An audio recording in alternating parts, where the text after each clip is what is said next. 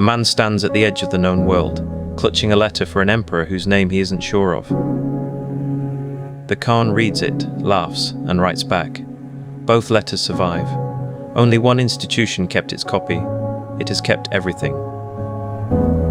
This is not a library. It is an 85-kilometre-long memory, a state that outlived its empire by becoming its filing cabinet. A forged deed that carved up continents. A routine summons for a troublesome monk that became the file on a shattered church. It holds the moment a schism became a silence in the diplomatic mail. The desperate neutrality of a global war, whispered through nuncios in every capital.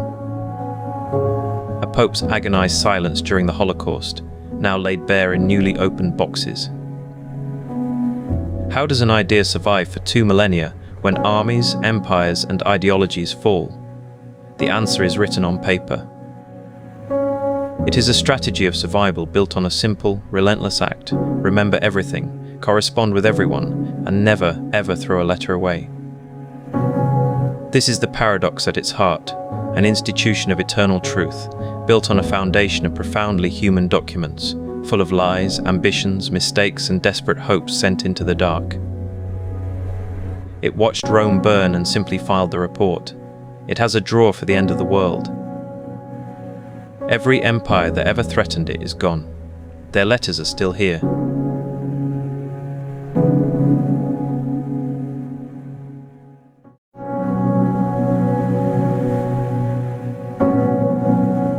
Imagine a palace not of marble or gold, but of paper and ink. Its corridors are not measured in meters, but in kilometres. Its treasures are not jewels, but words.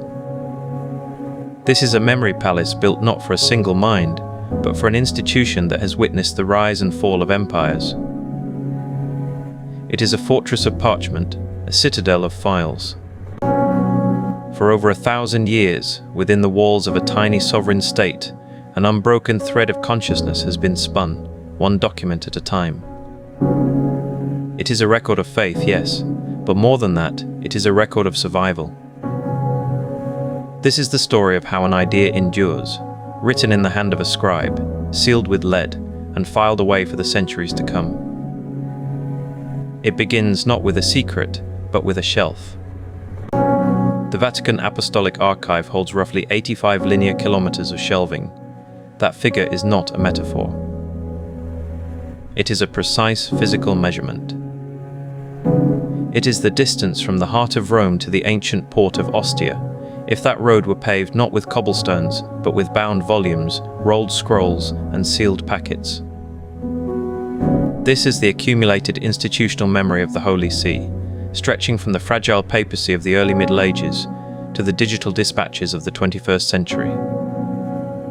For a researcher trying to understand what this ancient institution actually is, this staggering scale is the first overwhelming fact.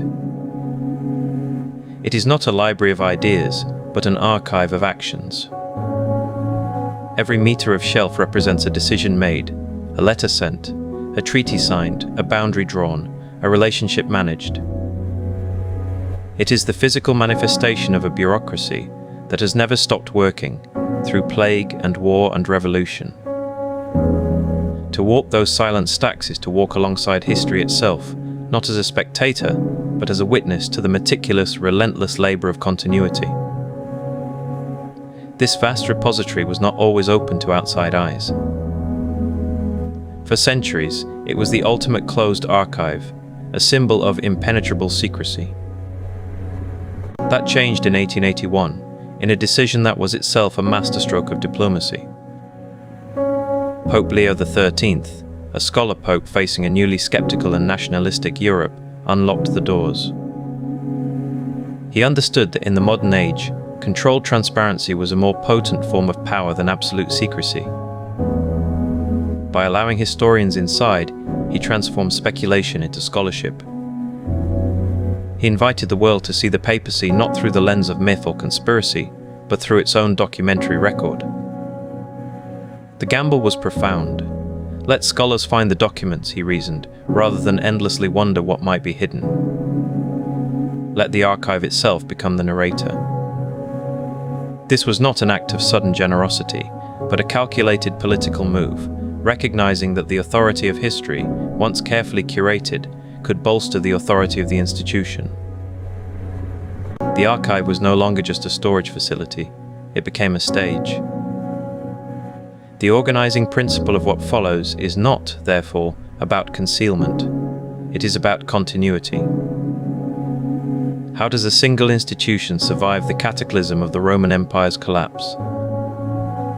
How does it endure the Mongol horsemen thundering toward Europe, the seismic fracture of the Reformation, the total wars of the 20th century, and the unraveling of colonial empires? Today, the Holy See maintains diplomatic relations with nearly every state on earth. The answer to its longevity is not found solely in theology or spiritual fervor. The answer is bureaucratic. The answer is archival. It is about the relentless, mundane, essential work of writing things down, of making copies, of filing them in order, and of knowing exactly where to find them again a century later. This is the paper trail of fallen empires. While kingdoms rose and fell on battlefields, this institution was often in its scriptorium, at its writing desk, ensuring that its version of events, its agreements, its very existence, was inscribed in a form that would outlast stone. To navigate this sea of paper, we must first learn to recognize the vessels. Certain document types recur like architectural features throughout this centuries-long story. Each carries a different weight and tells a different story about how power moves on paper. The papal bull is a formal decree, its authority literally sealed with a lump of lead, the bulla stamped with the reigning pope's insignia.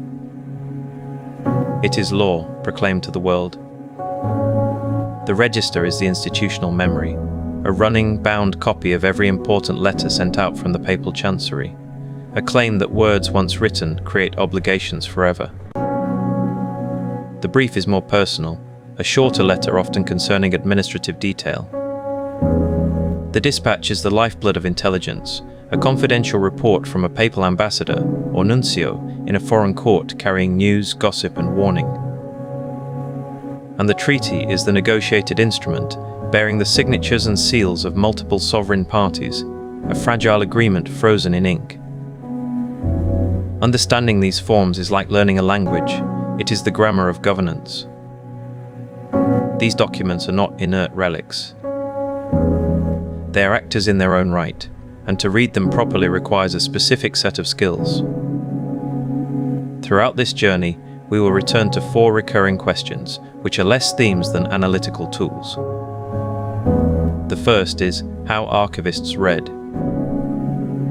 This is the forensic art of looking at a document not just for what it says, but for what it is. The quality of the parchment, the style of the handwriting, the formula of the greeting, the chemical composition of the ink, all of these can betray a document's true age, its origin, and sometimes its authenticity. It is how a forgery, no matter how skilled, can be caught centuries later by the anachronism of a single word. The second tool is how diplomacy sounds on paper. The language of statecraft is a careful craft. Is a letter florid and deferential, or blunt and commanding? Does it use the subjunctive mood to soften a demand, or the imperative to issue an order? The tone of a dispatch, the chosen script of a treaty, the very spacing of the words, these are not accidents. They are deliberate signals, calibrated to hierarchy, crisis, and opportunity. A single diplomatic sentence can contain a threat, a promise, and a plea, all wrapped in the elegant Latin of the papal chancery. We will learn to listen to that silence between the lines. Our third lens is how maps become politics. A line drawn on parchment is never just a line, it is a claim. It is an argument about ownership, sovereignty, and identity made visible. From the papal bull that divided the New World between Spain and Portugal, to the secret treaties that reshaped Europe, the archive is filled with cartographic acts of imagination that became devastating realities. To draw a map is to try to control a territory, and the archive preserves both the arrogance of the drawing and the often tragic consequences of its enforcement. Finally, we must attend to what silence means in archival records. An archive holds what was kept. What is absent can be as eloquent as what is present. A missing file, a destroyed register, a correspondence that suddenly stops. These are not voids, but evidence. They speak of loss, of censorship, of strategic forgetting, or of a relationship so broken that not even the paper bridge of diplomacy remained. The silence after the fall of Constantinople in 1453, or the chilling gaps in certain wartime reports, tell their own stories. To read the archive responsibly is to listen for these echoes in the empty spaces. This is not a story of shadowy cabals, but of clerks and copyists. It is about the quiet power of the filing system. The survival of the Holy See is a testament to the fact that while swords can conquer land and rhetoric can sway hearts, it is often the administrative habit that outlasts them both. The institution that survived the fall of Rome did so by inheriting Rome's own bureaucratic machinery. The institution that weathered the Reformation intensified its documentary practices in response. The institution that lost its last acre of territory in 1870 never stopped issuing documents on sovereign letterhead, maintaining the form of statehood until the substance could be recovered. The archive, therefore, is not merely the record of this strategy. In a very real sense, it is the strategy. It is the memory palace, and its guardians are the archivists, the historians, and the scholars who walk its kilometres, learning its language. As we begin, consider the physicality of it all, the smell of old leather and slow decaying paper. The feel of vellum, sometimes still supple after 800 years. The visual shock of a bright red wax seal, vivid as the day it was pressed, next to ink faded to pale brown. This is a tangible history. We start at the very foundation, in the centuries immediately after the Roman Empire in the West crumbled into a mosaic of warring kingdoms. How did a religious leader in a vulnerable city begin to act like a sovereign? The answer lies in the habits of a forgotten office, the Chancery. When the imperial administration vanished, its forms, its rhythms, and its very language did not disappear. They migrated. The Pope, in essence, inherited the empire's filing cabinet. To understand the birth of this paper sovereignty, we must travel back to a world where the power to send a letter and to keep a copy was the power to govern across the ruins. The story of the archive is, in its opening chapter, a story of inheritance. In the dusty silence of 6th century Rome, as the aqueducts fell quiet and the forums began to fill with weeds, a new kind of official was at work. He was not a general or an emperor, he was a secretary. In the Lateran palace, the papal complex that preceded the Vatican, scribes trained in the old Roman cursive script bent over their tasks. They were not inventing a new system, they were preserving a dying one. The protocols for dating a document, by the reign of the emperor and the names of the consuls, slowly adapted to a world where the emperor in Constantinople was distant, and the consuls were a memory. The papal chancery began to date letters by the years of the Pope's own pontificate, a small but profound declaration of independent temporal rhythm. The very word chancery comes from the cancellarius, the official who worked behind the lattice screen, the cancelli in Roman law courts, controlling access and managing documents. This architectural detail became an institutional identity. Consider the mundane miracle of the register. Before the advent of carbon paper or photocopiers, the only way to keep a copy of a letter you sent was to write it out again. The papal chancery did this systematically, transcribing outgoing correspondence into large, bound volumes. This was not mere record-keeping, it was an act of sovereignty. It declared that the Pope's word, once given, was a permanent fact. A bishop in Gaul or Britain who questioned his authority a decade later could be answered with a precise copy of the original mandate. The archive was thus born as both memory and weapon. The earliest surviving papal registers, fragmentary and precious, date from the pontificate of Pope Gregory I at the turn of the 7th century. In his letters, the administrative mind of Rome had found a new home. This bureaucratic continuity provided a skeleton upon which the flesh of spiritual authority could grow. While kingdoms fractured and reformed, the archive provided a thread of institutional identity that was independent of any single ruler or army. It created a reality that existed on parchment, one that could be referenced, appealed to, and enforced across generations. The power of the archive, even in those early centuries, was the power of precedent. It allowed the papacy to argue from its own past, to present itself not as a novel idea, but as the inheritor of an ancient and unbroken tradition. Every time a scribe dipped his pen to copy a letter into the register, he was strengthening that claim, brick by paper brick, in the ever-growing memory palace. The opening of the archive by Leo XIII was, in a way, the ultimate expression of this confidence. It was an invitation to the world to verify the paper trail. The scholars who entered in 1881 and who have come ever since are not just visitors to a collection. They are participants in a long conversation between the present and the past. They ask their questions of the documents, and the documents, in their silent, textured way, answer. Sometimes the answer is a detailed narrative of a diplomatic negotiation. Sometimes it is a single, shocking phrase in a dispatch. Sometimes the answer is the unsettling quiet of a missing file. But the conversation continues, kilometre after kilometre, shelf after shelf. It is a conversation about how power is made, how it is communicated, and how it endures.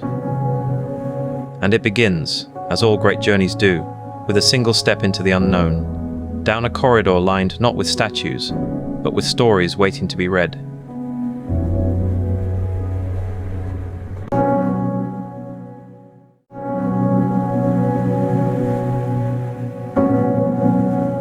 The world did not end with a bang, but with a slow, grinding silence. The legions did not vanish in a single, glorious battle. They simply stopped arriving. The tax collectors ceased their rounds. The imperial couriers, who had carried the emperor's word from Britannia to Syria for centuries, found the roads growing quiet, the way stations empty. By the dawn of the 5th century, the Western Roman Empire was not so much conquered as it was abandoned, its vast administrative machinery left to rust in the rain. But machinery, especially the machinery of power, is rarely left untouched for long. Someone always comes to salvage the parts. The collapse was not uniform. It was a patchwork of failure. In one province, a local warlord might seize control, minting crude coins with his own face. In another, a council of landowners might try to keep the peace. And in the cities, increasingly isolated islands in a rising sea of uncertainty, the bishops remained. These men had operated for over a century within the Roman system. Since the Emperor Constantine's recognition in 313, the Church had been a legal entity, its property protected, its hierarchy mirroring the imperial order. When the imperial governor packed his bags and fled south, the bishop did not. He was already there. And on his desk, amid the theological tracts, lay the real inheritance of Rome: the maps, the tax rolls, the lists of property owners, the protocols for correspondence. The institution absorbed the framework by reflex, a deep institutional muscle memory. Bishops began to administer not just souls, but grain stores, water aqueducts, and city walls. The territorial logic of the Roman diocese, an imperial administrative district, seamlessly became the ecclesiastical diocese, a bishop's spiritual territory. The migration was quiet, bureaucratic, and utterly profound. And in Rome itself, the Bishop of Rome, the Pope, inherited a habit far more specific than territory. He inherited a correspondence habit. The Roman Empire had been, at its core, a state that governed by mail. Edicts, appointments, legal rulings, and military orders flowed from the imperial Chancery, a writing office of formidable efficiency. The Pope, now the most prominent Roman official left in the West who still answered to a higher, non-earthly authority, began to write. He wrote to other bishops, to kings, to distant communities. He wrote not as a philosopher alone, but as an administrator, because the only model of large-scale authority he had ever known was the Roman model. The voice of the papacy, from this moment forward, would be the measured, formulaic voice of imperial bureaucracy, adapted for a new and spiritual empire. This new writing office needed a name. It found one in the very architecture of Roman law. The Latin word cancellarius originally referred to the official who stood at the cancelli, the latticed screen that separated a Roman magistrate or judge from the crowd of petitioners. He was the gatekeeper, the controller of access, the man who decided which pleas reached the ears of power. By the 5th and 6th centuries, that title had migrated. It now denoted the keeper of the documents, the master of the protocols that granted letters their force. The papal Chancery was born. And from its scriptoriums emerged documents that would have been instantly recognizable to a 4th century imperial clerk. They used the same solemn openings, Gregory, servant of the servants of God, to our most beloved brother. They employed the same complex dating conventions, referencing consuls and imperial reigns long defunct, a ghostly echo of an order they were trying to preserve. Most importantly, they used specific, formal scripts to signal authority. The handwriting itself was a political statement, a visual claim to continuity in a world of crumbling monuments. The theory becomes concrete in the life of one man. Pope Gregory I, who reigned from 590 to 604, is the first pope whose voice reaches us not in fragments or legendary accounts, but in a systematic archive. The Registrum Gregori, his letter register, contains roughly 850 surviving letters. The scope is breathtaking. One moment he is adjudicating a complex theological dispute about the nature of the soul with the Bishop of Constantinople. The next, he is micromanaging the grain harvests on the papal estates in Sicily, the breadbasket for a hungry Rome. He scolds a bishop in Sardinia for allowing pagan practices to continue. He sends detailed instructions to Augustine, the missionary he is dispatching to the pagan Anglo-Saxon kingdoms of Britain, telling him not to destroy the native temples, but to consecrate them, to adapt rather than obliterate. This is not a mystic on a throne. This is a late Roman prefect running a province. Gregory managed a network of estates, a complex diplomacy with Lombard warlords and Byzantine exarchs, and a far-flung spiritual community, all through the medium of the letter. He did this because it was the only tool he had, and because it was the tool Rome had bequeathed him. Gregory's correspondence reveals the birth of a radical new idea of power. In a world where kings ruled only as far as their warriors could ride in a season, the papacy began to construct a paper state. Sovereignty could be expressed not through the continuous military control of territory, but through the consistent production of authoritative documents.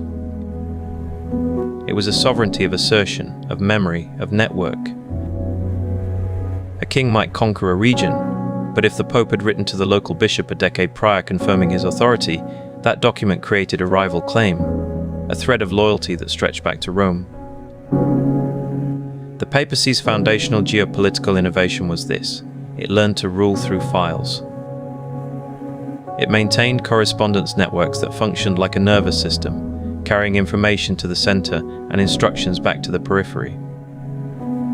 It built an institutional memory, a record of who had agreed to what, which family had donated which land, which king had promised which favor.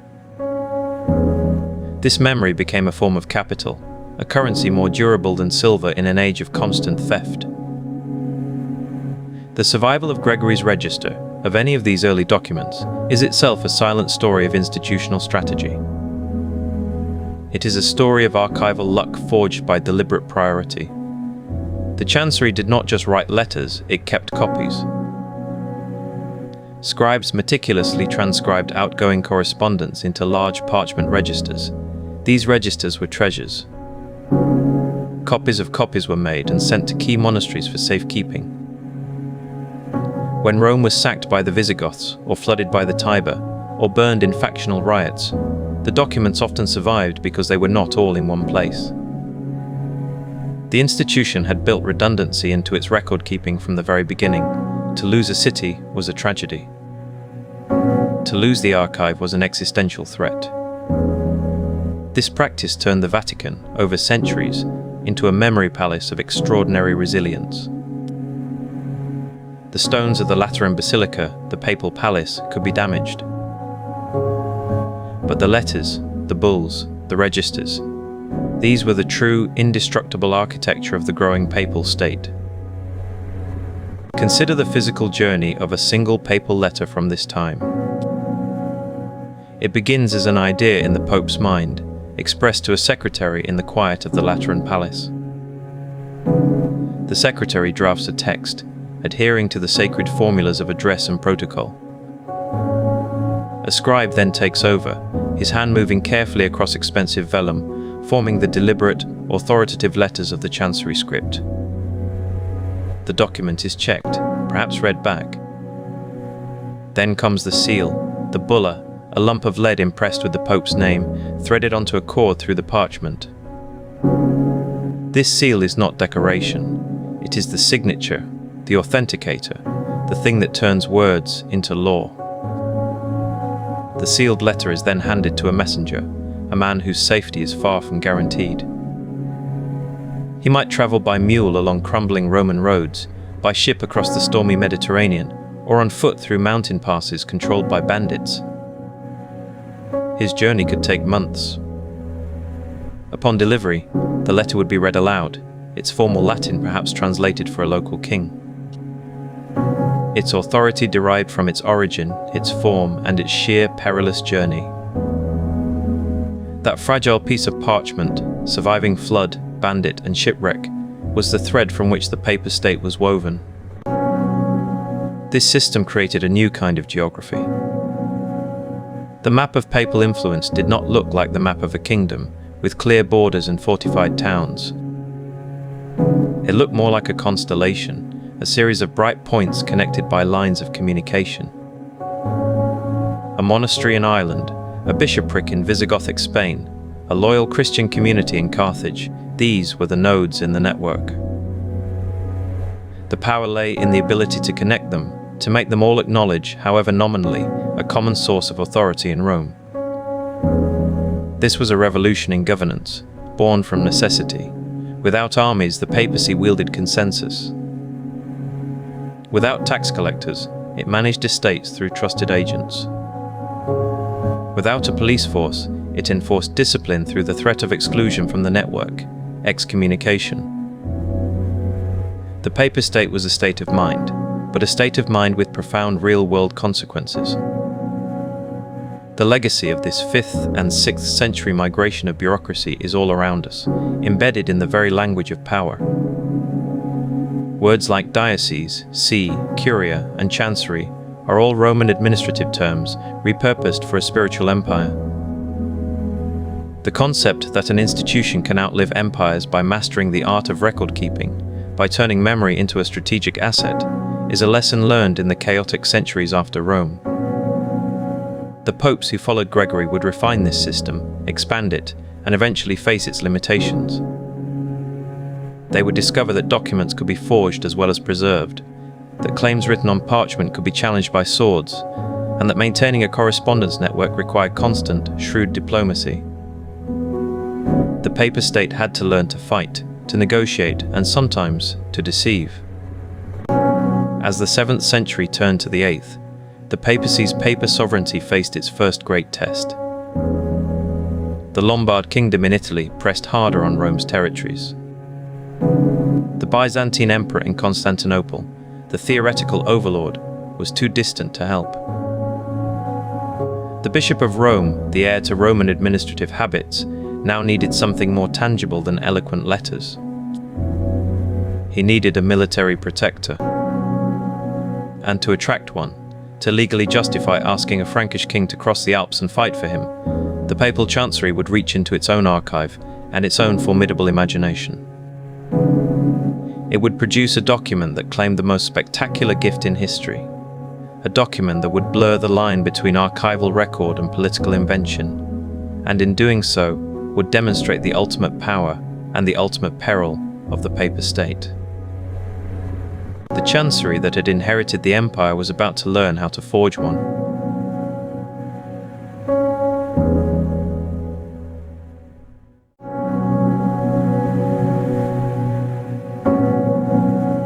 In the quiet of an archive, a document rests. Its parchment is aged, its ink faded to a soft brown. It looks like any other medieval charter, a formal grant of lands and titles. But this particular piece of parchment would shape the map of Europe for 1,000 years. It is a fiction, written with the solemn gravity of absolute truth. It is the story of an emperor's gift, a pope's inheritance, and a chancery's audacious act of creation. This is the tale of how words on a page, even invented ones, can forge kingdoms and crown emperors. It is the story of the donation of Constantine, and the moment the papacy learned that the pen could be mightier than the sword, especially if the pen was forging its own authority. The document claimed to be a 4th century imperial decree. In it, the Emperor Constantine, newly cured of leprosy by Pope Sylvester's baptism, made a gift of staggering proportions. He granted to the Pope and his successors not just spiritual primacy, but temporal dominion over the entire Western Roman Empire. The city of Rome, the provinces of Italy, and all the regions of the West were, according to this text, handed over to papal governance. The emperor, the document stated, would depart for the east to build a new capital at Constantinople, leaving the old imperial seat to the Vicar of Christ. It was a powerful origin story, a foundational myth written on parchment. But it was almost certainly a fabrication, born not in the 4th century, but in the desperate political crucible of the 8th. The world that produced this forgery was one of acute vulnerability. By the 750s, the popes in Rome were caught between two immense pressures. To the south and north, the Lombard kingdom was expanding, its armies threatening to absorb the Roman duchy. To the east, the Byzantine emperor in Constantinople, the nominal sovereign, was distracted by iconoclastic controversies and Arab invasions, unable or unwilling to send aid. The Bishop of Rome needed a protector, and he needed a legal justification for asking one to intervene. His gaze turned north, to the rising power of the Frankish kingdom under Pepin the Short. The papal chancery, that inheritor of Roman administrative habits, went to work. To negotiate with a king, they needed the language of an emperor, so they created it. The donation provided the perfect legal backing. It asserted that the lands the Lombards occupied were not Lombard, not Byzantine, but inherently papal. Therefore, a Frankish king who restored them to the Pope would not be a conqueror, but a restorer of divine and ancient right. The forgery worked. It was deployed in negotiations with Pepin. It was cited, copied, and entered into the growing body of canon law. For centuries, it served its purpose magnificently. It underpinned the creation of the Papal States, that belt of territory across central Italy that would be the Pope's temporal domain for over a millennium. It was used to argue for papal supremacy over emperors, most famously during the investiture controversy of the 11th and 12th centuries. Emperors and kings might challenge the Pope's interpretation of the document, but few, if any, publicly challenged its authenticity. It became a truth by citation, a fact embedded in 1,000 subsequent documents. The fiction had hardened into institutional reality, its invented past propping up a very real present. Its undoing came not from an army, but from a scholar. In the 1440s, Lorenzo Valla, a humanist working for the King of Naples, turned his formidable philological skills to the text. He read it not for its legal claims, but for its language, and the language sang a song of the wrong century. Valla noticed words like feudum, a term for a feudal grant, which did not exist in Constantine's time. He dissected the syntax, the rhetorical flourishes, the very cadence of the Latin. He compared it to genuine 4th century documents. The conclusion was inescapable. This was not the crisp, classical Latin of the late Empire. It was the Latin of a later age, peppered with anachronisms and medieval idioms. Vala's demolition, titled On the Donation of Constantine, was a masterpiece of textual criticism. He proved the document was a forgery by listening to its voice and hearing the 8th century whisper where the 4th should have spoken. Vala's work is an archival lesson of the highest order. It demonstrates that documents can be read against themselves. The style, the vocabulary, the formulaic conventions of a period are as distinctive as a fingerprint. A skilled reader can date a text by how it sounds, by the ghosts of contemporary usage that linger in every syllable.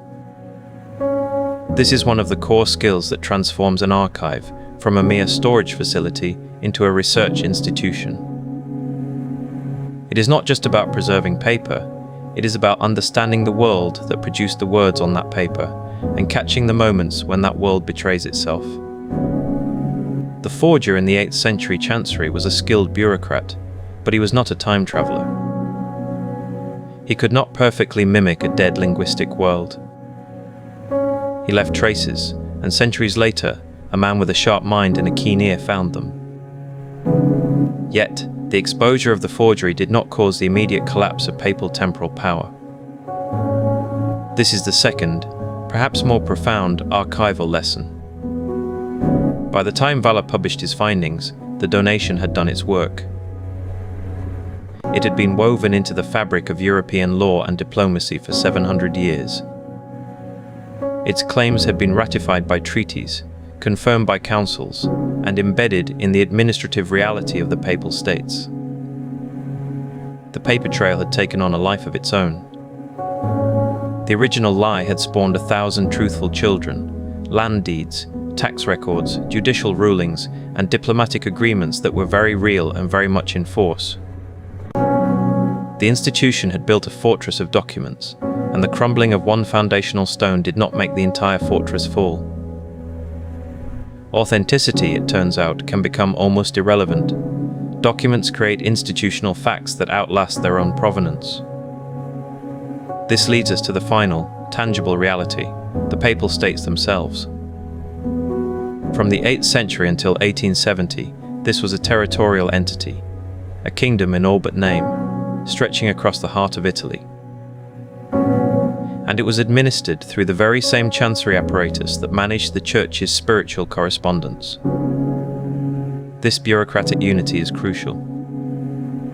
The same office, with the same scribes trained in the same formulas, produced both a letter excommunicating a heretic in France and a decree setting the price of salt in the Romagna.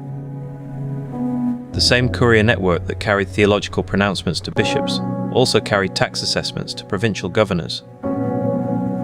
Temporal and spiritual power were not just aligned, they were bureaucratically inseparable.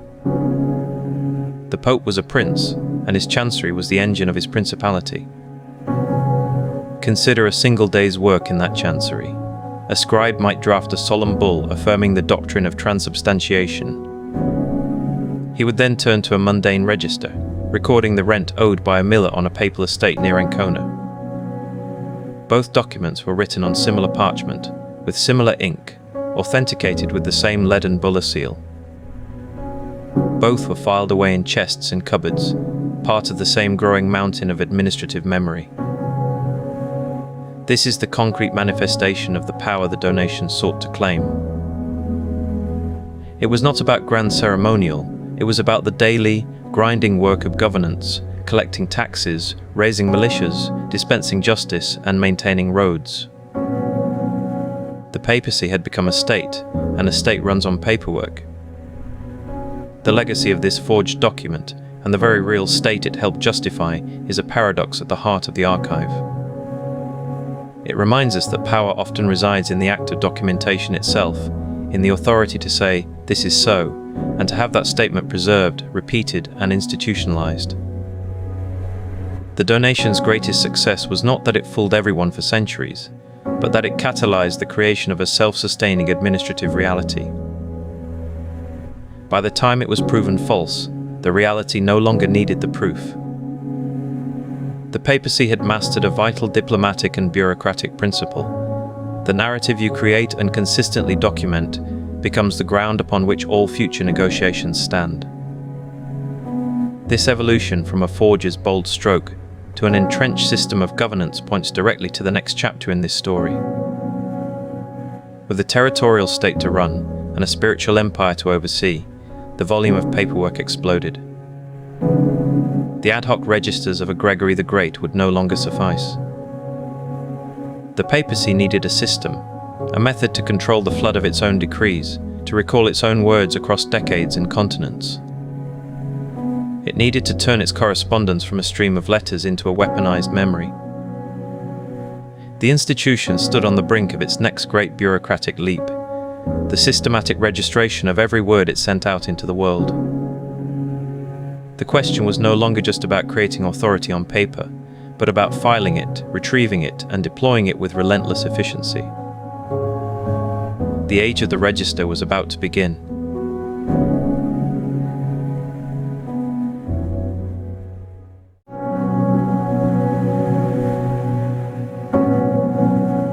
Imagine a single room, a scriptorium in the Lateran palace, in the first years of the 13th century.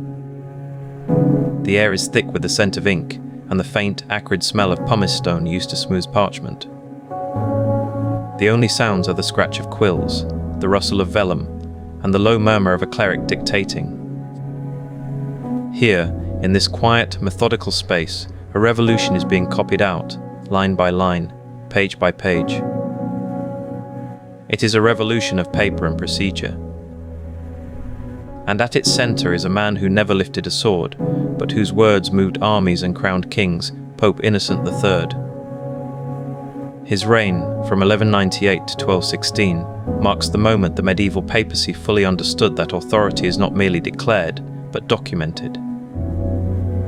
The scale is staggering. Previous popes had left registers, collections of their correspondence. But Innocent's Chancery produced an avalanche of parchment. His surviving registers contained thousands of letters, a bureaucratic output that dwarfs all his predecessors combined. This is not random paperwork.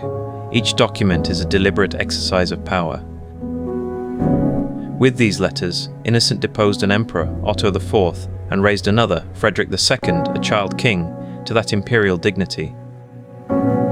He authorized the fateful Fourth Crusade.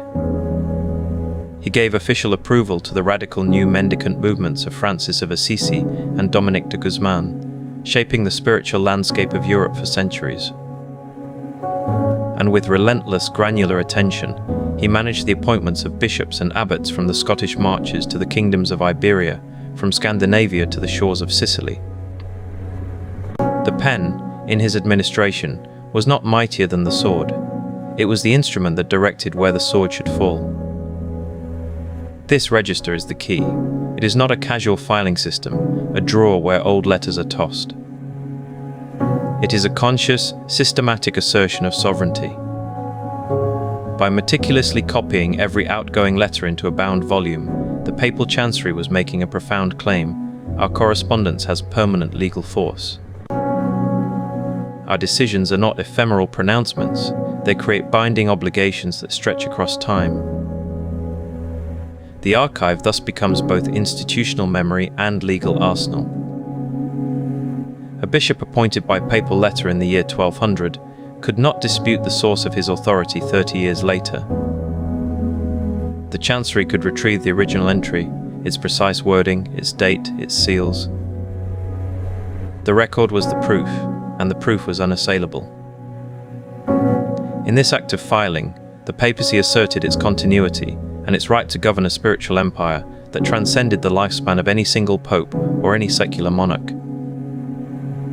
The register was a fortress built of words. The system's true power was not just in keeping records, but in broadcasting them. The Fourth Lateran Council, convened by Innocent in 1215, was the apex of his ambition.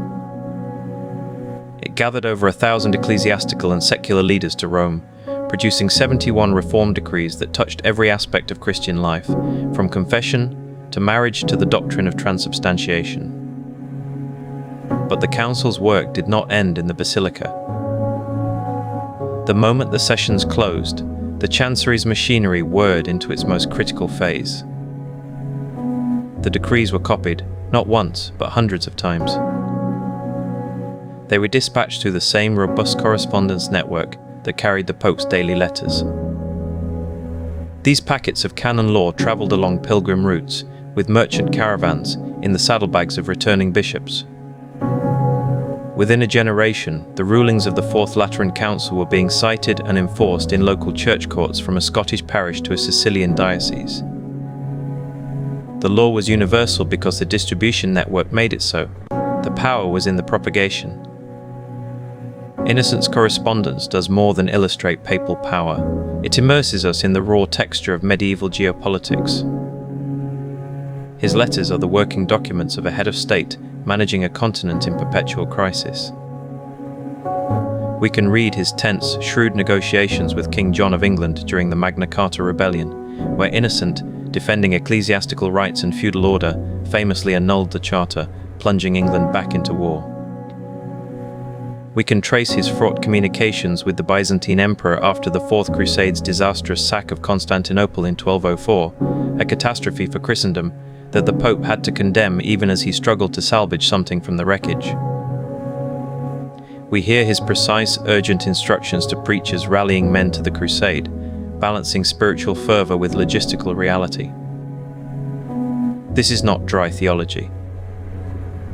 It is the real-time crisis management of a man whose desk was the nexus of the known world, every letter a move in a vast, complicated game. To understand how this system worked, we must learn to read as the archivists do. This is where we introduce a recurring principle, how archivists read. Let us take a single letter from Innocent's register. The first thing an archivist sees is not the content, but the form. The dating clause, for instance, is not a simple calendar entry. It places the document in a specific papal year, asserting a timeline that begins with Innocent's pontificate, not with any king's reign. The address formula is a hierarchy in miniature. The titles used, the order of names, who is included and who is omitted, all telegraph the political relationships of the moment. The presence of a lead bulla, the papal seal, is a claim of authenticity, but its absence on the registered copy is equally telling. The archive copy was for reference, not for dispatch. Most importantly, the placement of the document within the register's sequence can reveal its perceived importance to the Chancery clerks themselves. Was it copied in a prominent position? Was it annotated later? These silent features are the document's DNA, telling a story that the text alone cannot. The sheer physicality of this system was its backbone. The registers were massive volumes, bound in leather over wooden boards, designed to endure. The script used, a formal Gothic bookhand, was slow to write but crystal clear to read, meant for permanence. Each sheet of parchment, made from calfskin, was a valuable commodity, and its full use signals the economic investment the papacy was willing to make in its own record-keeping. The clerks who maintained this system were not mere copyists, they were legal technicians, masters of formulaic language who understood that a misplaced word could invalidate an appointment or weaken a diplomatic claim. Their meticulous work transformed fleeting spoken commands into immutable institutional facts. The archive room where these registers were stored became the secure core of the Lateran palace, a vault of precedent and authority. Innocent's vision was of a papacy that governed through law, and law required an unimpeachable record. This documentary sovereignty created a new kind of stability. Kings might die, empires might fracture, but the papal register held the line. When a dispute arose over a monastery's property in France, the local abbot could appeal to a letter from Innocent III written decades prior. When a German prince challenged the authority of a bishop, the papal curia could produce the exact terms of the appointment. This ability to reach back into the past and produce a definitive text gave the medieval papacy a unique form of leverage. It was the opposite of arbitrary rule. It was governance by citation, power derived from a perfectly retrievable past. The system also had a dark mirror image, the management of silence. Not every letter received a response. The decision to not file a reply, to leave a supplicant's petition unrecorded in the official register, was itself a powerful administrative act. It could mean dismissal, or a deliberate choice to let a matter die. The registers show us where the papacy focused its energy. The gaps around them hint at the issues it ignored or could not address. This curated reality, this carefully constructed paper trail, became the official history of the pontificate. What was written down was what mattered. What was omitted faded from the institution's operational memory. The archive, therefore, is not a transparent window, but a curated gallery of what the institution wished to remember and what it needed to prove. Innocent III's reign represents the high-water mark of this medieval documentary empire. He perfected a machinery of governance that ran on ink and parchment. But this very success would soon be tested from an unimaginable direction. The papal chancery, so adept at managing the intricate feudal politics of Europe, would soon need to draft letters to a power that did not recognize its God, its Latin, or its filing systems. The registers would soon hold documents addressed not to emperors and kings, but to the great Khan of the Mongols, whose horsemen were sweeping toward the edges of Christendom. The meticulously crafted language of papal sovereignty was about to meet a diplomatic voice of pure, unvarnished imperial command. The system Innocent built was robust, but it was built for a world the papacy understood. The network of nuncios and couriers, the formulas of address, the very concept of a registered legal decree, all presumed a shared framework, even among adversaries. The next great test would come from outside that framework entirely. It would require the Chancery to invent new forms of address, to send letters into a geographic and political unknown. The archive was about to become not just a record of governance, but a record of first contact, as the paper trail of the Holy See extended to the very edge of the known world.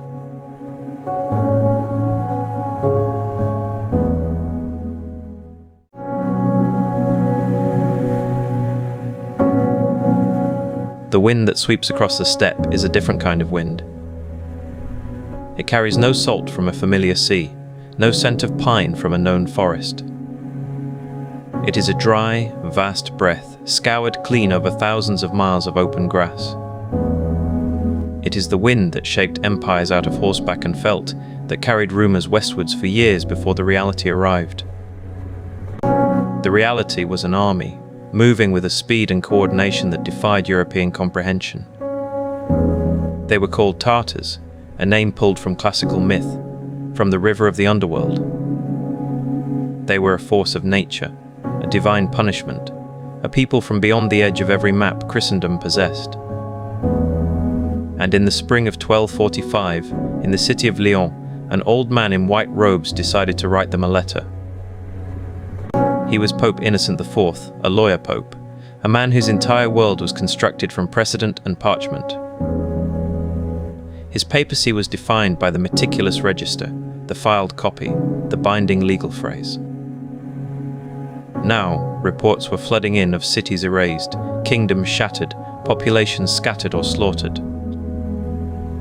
The Mongol advance had consumed the Kievan Rus, had shattered Hungarian and Polish armies.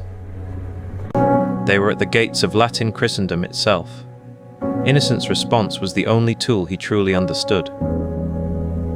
He would not raise an army, he would draft a document. From the First Council of Lyon, he issued 2 letters known by their opening Latin words, cum non solum and De Patris Immensa. They were addressed to the King of the Tartars, an emperor whose true name and title was still a mystery in the West. The letters were masterpieces of chancery craft, inquiring with careful courtesy about the Mongols' intentions, asking them to cease their attacks on Christians, and inviting them, with theological precision, to receive baptism. They were a diplomatic probe, sent blindly into the heart of the unknown. To carry them, Innocent chose not a warrior or a prince, but a 65-year-old Franciscan friar. Giovanni da Pian del Carpine was stout, elderly, and indefatigable, a companion of St. Francis himself. His mission was almost unimaginable. He was to travel beyond the known world, to find a power that acknowledged no pope, no emperor, no law but its own, and to present the Vatican's case. In the spring of 1245, he left Lyon with a copy of the letters, a few companions, and a faith that his documents would be his shield. His journey was a 16-month ordeal of endurance. He moved through a fractured Eastern Europe, then across the Volga River, passing into the endless sea of grass that was the Pontic steppe. He travelled under Mongol escort, his European body struggling with a diet of millet and mare's milk, his friar's habit a stark, alien silhouette against a landscape of horsemen and herds. The empire he entered was a mobile, militarized society. Its capital, not a city of stone but a colossal gathering of tents, the Ordo, that could be packed and moved. Carpine's timing was, by accident, impeccable. He arrived at the heart of the Mongol world, Karakorum, in the summer of 1246, just as a great Kurultai was assembling to elect a new great Khan. He witnessed the enthronement of Guyuk Khan, grandson of Genghis, a ceremony of raw power that unfolded on a scale the friar could barely describe. Thousands of emissaries from across Asia had gathered, bearing tribute. There were Russians, Georgians, Arabs, Chinese, and now there was a representative of the Pope. Carpine presented his precious letters, and then he waited. For months he lived in the Mongol camp, observing, questioning, surviving. He was an unlikely spy, an elderly friar mentally cataloguing military tactics, social structure, everything he saw. Finally, a reply was prepared. The document that was given to him to carry back to Lyon exists today in the Vatican Archive. It is a physical shock on the page. It is not in Latin. It is in Persian, the lingua franca of Mongol administration. It bears not a papal-lead seal, but a large, bold seal stamped in vermilion ink, the seal of the great Khan Guyuk. The tone is not that of a diplomatic reply. It is an imperial decree. "You have sent us a petition," it begins, dismissing the Pope's careful letters as mere supplication. It states the Mongol belief in a divine mandate to conquer the world. It commands the Pope and all the kings of Europe to come in person to Karakorum, to offer submission and service. "If you disregard the command of heaven," it concludes, "and are unwilling to heed our counsel, we shall know for certain that you wish war. There are no pleasantries, no theological debates, no space for negotiation." It is a statement of terms from what its author believed was the center of the universe. The contrast between these two documents, filed side by side in the archive, is a masterclass in how diplomacy sounds on paper. Innocent's letter is the product of a 1,000-year-old bureaucratic tradition. Its power lies in its formula, its legalistic hedging, its careful construction of a reality where popes and kings debate within a shared framework of Christian law. Every whereas and therefore is a brick in that wall. Guyuk's reply comes from a steppe imperial tradition where power was absolute, personal, and proclaimed. Correspondence was not a tool for dialogue, but a vehicle for the statement of dominion. The Khan does not argue his right to rule, he announces it. The Chancery Latin meets the Persian decree, and they speak past each other entirely. One is an instrument of negotiation. The other is an instrument of command. Carpine's duty was not yet done. He made the terrible return journey, arriving back in Lyon in late 1247 to deliver both the Khan's letter and his own mind, now filled with vital intelligence. He immediately dictated a detailed report, the Historia Mongolorum, the history of the Mongols. This was not a travelogue for entertainment, it was a strategic debriefing. He described everything: the geography of the steppe, the structure of the Mongol army down to the decimal system of units, their tactics of feigned retreat and encirclement, their diet, their marriage customs, their terrifying discipline. He explained their belief in a heavenly mandate to conquer the world. The Papal Chancery did not file this as a curiosity. They preserved it as operational information, the first reliable European field manual on a formidable enemy. It was ethnography in the service of survival. The Mongol crisis forced a seismic shift in the papal worldview.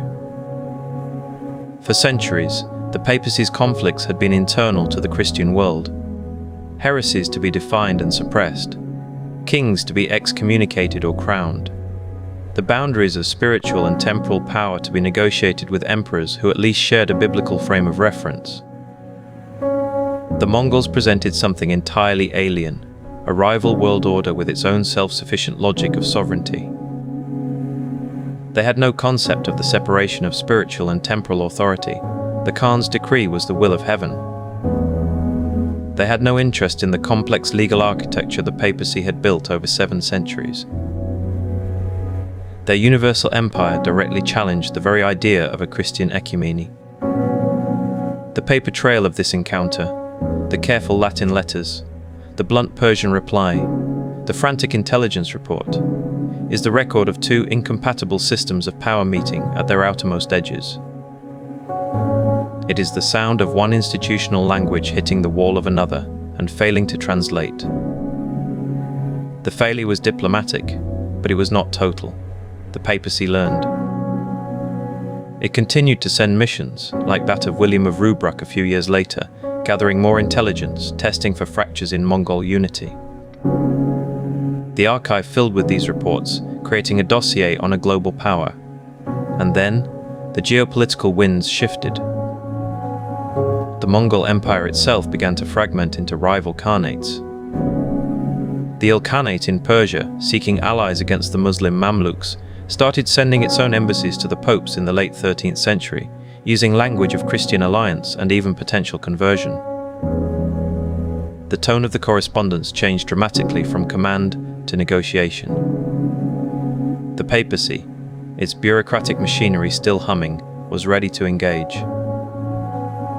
It had filed the earlier threats, studied them, and now adapted its paper strategy to a new configuration of power.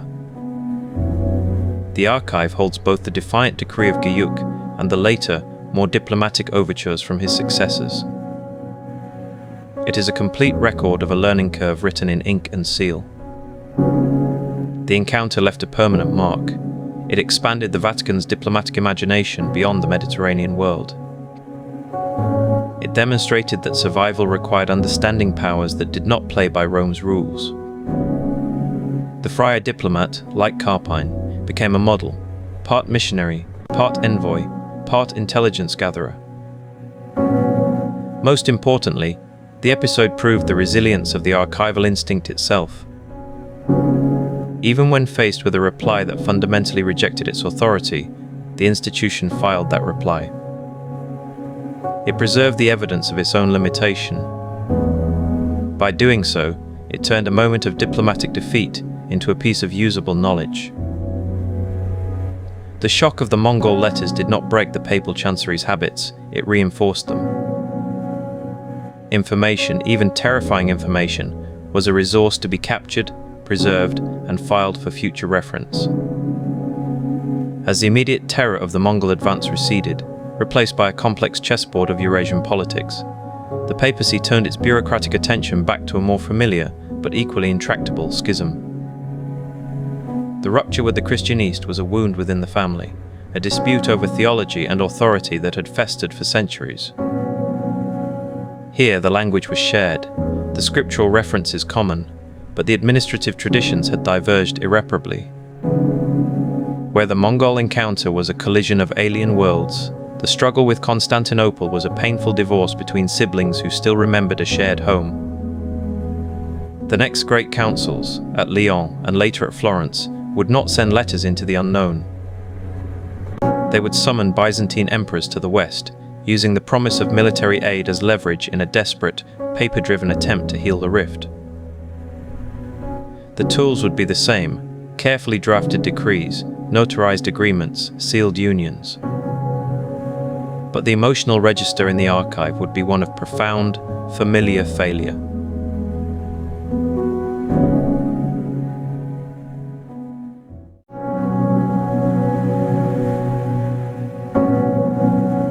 In the quiet of the archive, the great divides of history are not always marked by thunder.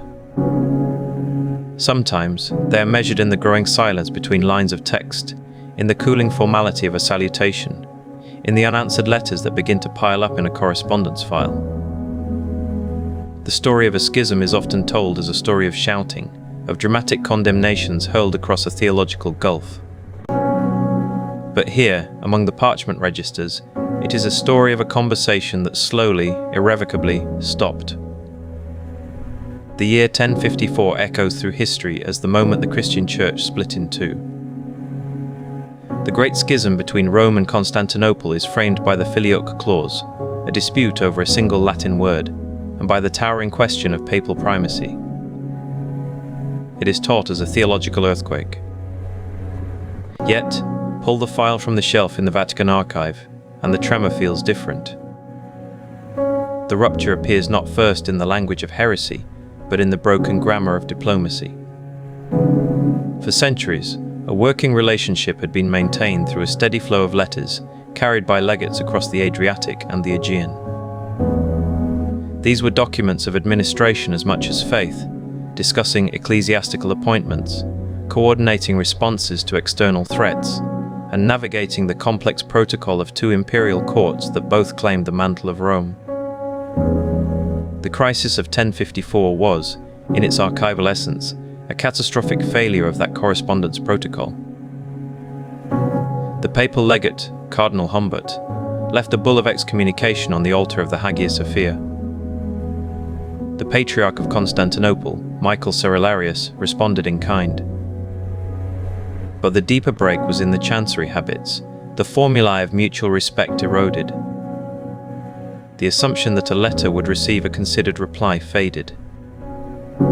The gap between the Latin West's centralized, legalistic administrative tradition and the Greek East's more synodal, imperial tradition had always been there, a fissure papered over by parchment. In 1054 the paper tore, and the gap became a chasm. What followed was not a clean break, but a long, painful divorce proceeding, conducted over 4 centuries in meeting halls and council chambers. The Vatican Archive preserves this not as a single event, but as a series of negotiations, each one less a search for theological unity than a stark geopolitical transaction. The context was the relentless pressure on the Byzantine Empire from Turkish forces advancing from the east. Constantinople's walls were strong, but its armies were stretched thin, its treasury depleted.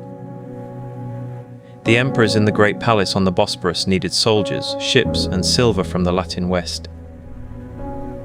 The popes in Rome, for their part, needed something only Constantinople could grant: formal recognition of the universal primacy of the Bishop of Rome. Out of this mutual desperation, the councils were born. The Second Council of Lyon in 1274 produced a short-lived union, brokered by Emperor Michael VIII Palaiologos, who desperately needed to prevent a new Western crusade from attacking his empire instead of Jerusalem. The agreement was sealed with promises of military aid and theological concessions. But when the promised Western armies failed to materialize in meaningful force, and when the Byzantine clergy and people rejected the doctrinal compromises, the union dissolved like mist. The file on Lyon closes with a series of increasingly frustrated letters from Rome, questioning Byzantine commitment, and terse replies from Constantinople citing unmet obligations. The most detailed, and ultimately the most poignant, of these diplomatic files concerns the Council of Florence, convened in 1438. The empire was now a shadow, reduced to the city of Constantinople itself, a few scattered islands, and the Peloponnese. The Ottoman noose was tightening. Emperor John VIII Palaiologos arrived in Italy with a large delegation of bishops, theologians, and courtiers, not for a brief synod, but for a marathon negotiation of survival. The council dragged on for months, moving from Ferrara to Florence to escape the plague. The Byzantine delegation, far from home and financially dependent on the generous but controlling hospitality of Pope Eugenius IV, was exhausted, homesick, and deeply divided. The debates were intense, covering the filioque, purgatory, and the nature of papal authority. The Vatican Archive holds the working documents, the draft statements, the summaries of speeches. You can trace the Byzantine position softening under the immense weight of geopolitical necessity. Finally, in July of 1439, the decree Laetentur Caeli, Let the Heavens Rejoice, was proclaimed. It declared the union of the churches. The Byzantine emperor and his leading bishops signed it. In the archive, the document is a masterpiece of diplomatic calligraphy, bearing the seals and signatures that were meant to heal a 500-year wound. But a signature in Florence did not translate to acceptance in Constantinople. The delegation returned home to a furious backlash. The monk and theologian Mark of Ephesus, who had refused to sign, became a hero. The union was denounced in pulpits and public squares as a betrayal of the true faith for a handful of Western silver. The great church of Hagia Sophia, the heart of Byzantine Orthodoxy, saw riots. The agreement, painstakingly crafted over months of diplomatic effort, was dead on arrival. The union never functioned. The military aid that was part of the bargain was too little, too late. The file from Florence thus becomes a tragic case study in the limits of paper diplomacy. It records a perfect diplomatic agreement, achieved under duress, that had no roots in the reality of the people it was meant to bind. The archive holds the triumphant proclamation, and then it holds the subsequent, increasingly desperate letters from Rome, wondering why the promises of Florence were not being fulfilled, why the Byzantine Church was in revolt. The answers, when they came, were excuses and delays. The chasm between the word on parchment and the will of the city was too wide to bridge. The end of the story is recorded with shocking suddenness. In the spring of 1453, the Ottoman Sultan Mehmed II laid siege to Constantinople with an overwhelming force. The news of the city's fall in late May reached Rome weeks later. The Vatican Correspondence files from that moment capture a diplomatic shockwave in real time. Pope Nicholas V, the great humanist patron, immediately began drafting a flurry of letters. His responses, preserved in the registers, show an institution processing a geopolitical catastrophe. There are calls for a new crusade, urgent appeals to the kings of France, Aragon, and Hungary, attempts to organize a naval league from the Italian city-states. The language is frantic, strategic, and tinged with a profound sense of historical ending. But beneath the urgent activity lies a dawning, cold realization. The Byzantine emperor, the diplomatic partner, the counterparty to centuries of negotiations and treaties, was gone. Constantine VI, Palaiologos, died on the walls. The imperial chancery that had produced letters for the Vatican to file was silenced forever. Nicholas V's letters are addressed to Western princes. The outgoing correspondence to Constantinople simply ceases. There is no one left to send them to. The silence that follows in the Byzantine correspondence file is one of the most eloquent in the entire archive. For over 400 years, that section of the shelves had grown, year by year, with missives from the East. Letters debating theology, letters requesting aid, letters protesting papal claims, letters negotiating union. A continuous, if often contentious, dialogue between two halves of the Christian world. Then, in 1453, the dialogue stops. The file is closed. No more reports from the Bosporus, no more theological treatises from Greek patriarchs, no more imperial pleas for assistance. The silence is not an absence of information, it is the information. It is the sound of an empire vanishing, of a 1,000-year political and cultural tradition being extinguished. It is the archival record of the Ottoman conquest, more definitive than any battle report. The Vatican's diplomatic machinery, so adept at managing continuity through crisis, here meets a discontinuity it cannot paper over. The partner state has ceased to exist. This is what the archive reveals about the Great Schism. It was not a single dramatic break, but a long process of diplomatic failure, punctuated by moments of forced, insincere union driven by existential threat. The theological differences were real and profound, but they were sustained and ultimately rendered permanent by the collapse of a shared administrative language and the crushing pressures of history. The councils of Lyon and Florence were not truly ecumenical meetings of minds. They were high-stakes geopolitical bargaining sessions where doctrine was a currency to be traded for military security. The Vatican Archive preserves these negotiations in all their painful detail, the drafts, the signatures, the promises, and then it preserves their utter failure. The paper trail leads to the edge of the Bosporus, and then it stops. This Byzantine track teaches a central lesson of diplomatic archives. The most powerful statement is sometimes the letter that was never sent, because there was no one left to receive it. The end of a correspondence is the end of a relationship, and in this case it marked the end of a world. The silence after 1453 forced Rome to look elsewhere, to cultivate new diplomatic relationships and refine new instruments of influence. The focus would turn westward, to the emerging nation-states of Europe, requiring a more agile, permanent, and observant form of representation. The need to understand friends and adversaries alike, not through sporadic councils, but through constant, on-the-ground observation, would give rise to the next great innovation in the Vatican's diplomatic arsenal.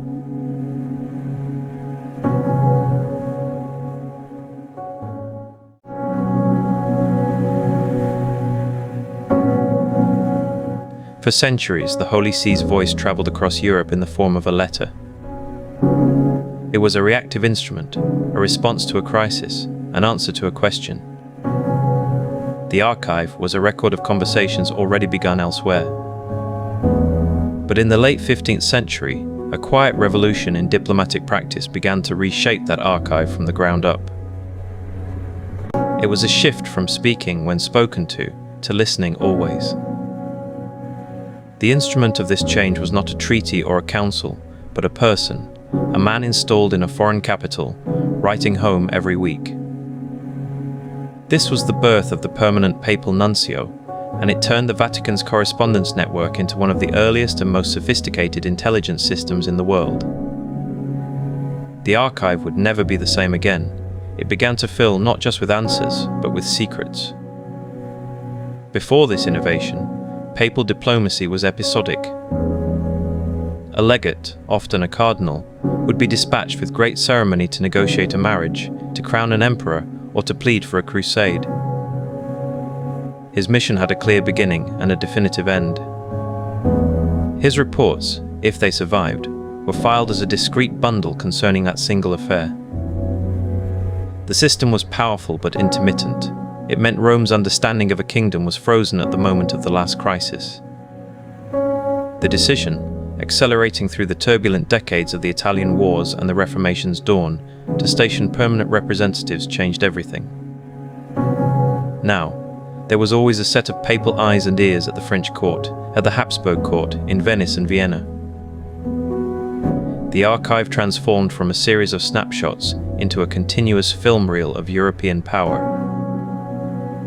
A nuncio was far more than an ambassador in the modern sense. He was a hybrid official, a unique fusion of roles. He was, first, the diplomatic representative of the Pope to a sovereign prince.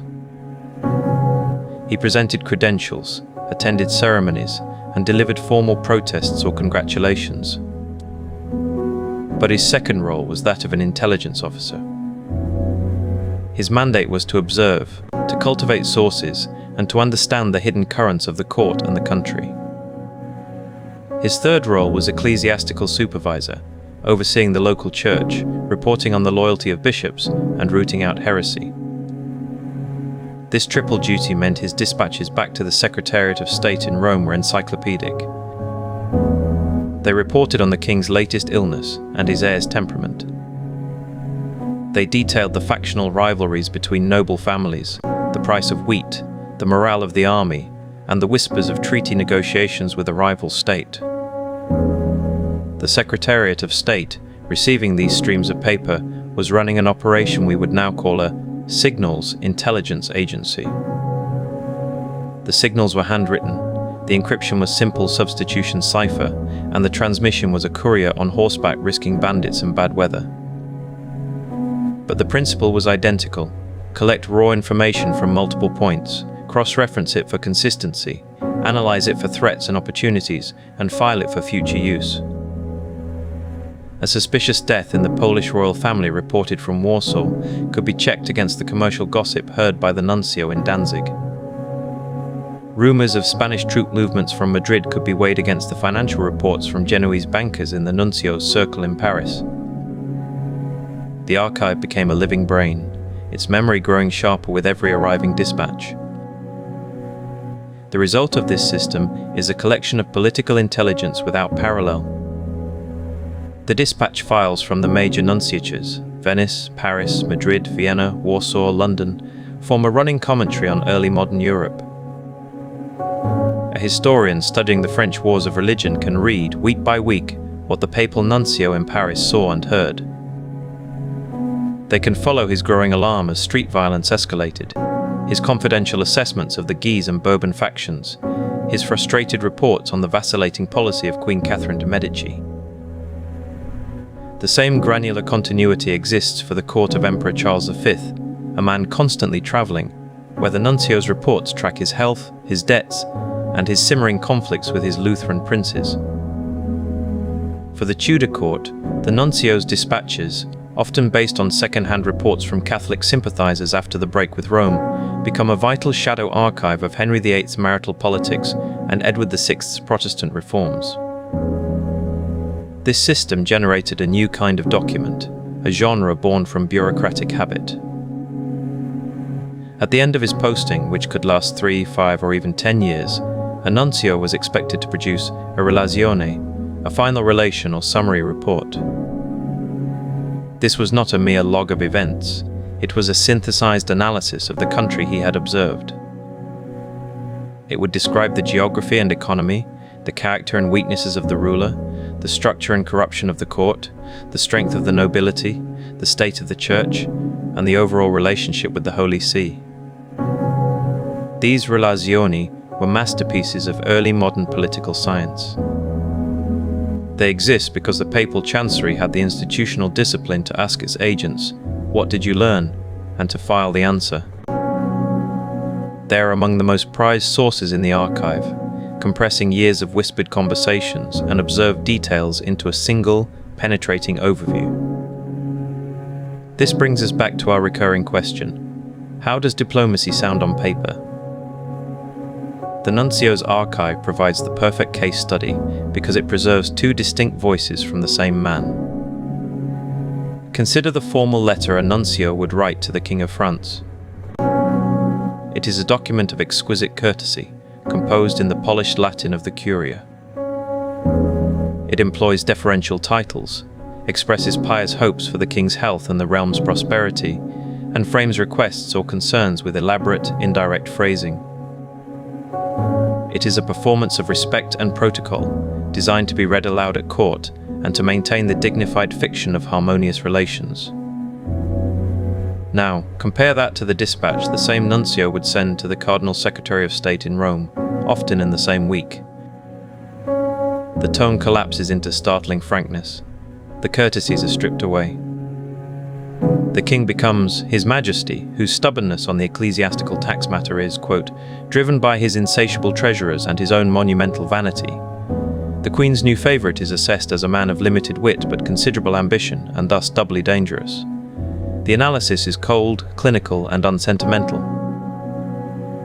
This is the sound of diplomacy when the audience is not a monarch, but a superior officer. It is the sound of intelligence, raw and unvarnished, meant to inform action, not to flatter power.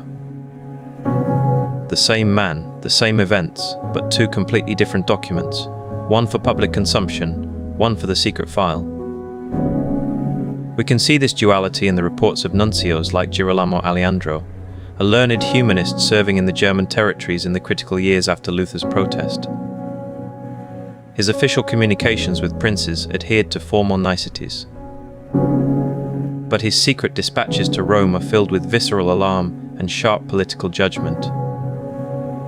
He warns that Luther's ideas are spreading like a contagion among the common people and the lower nobility. He analyzes which electors might be bribed or pressured and which are lost causes.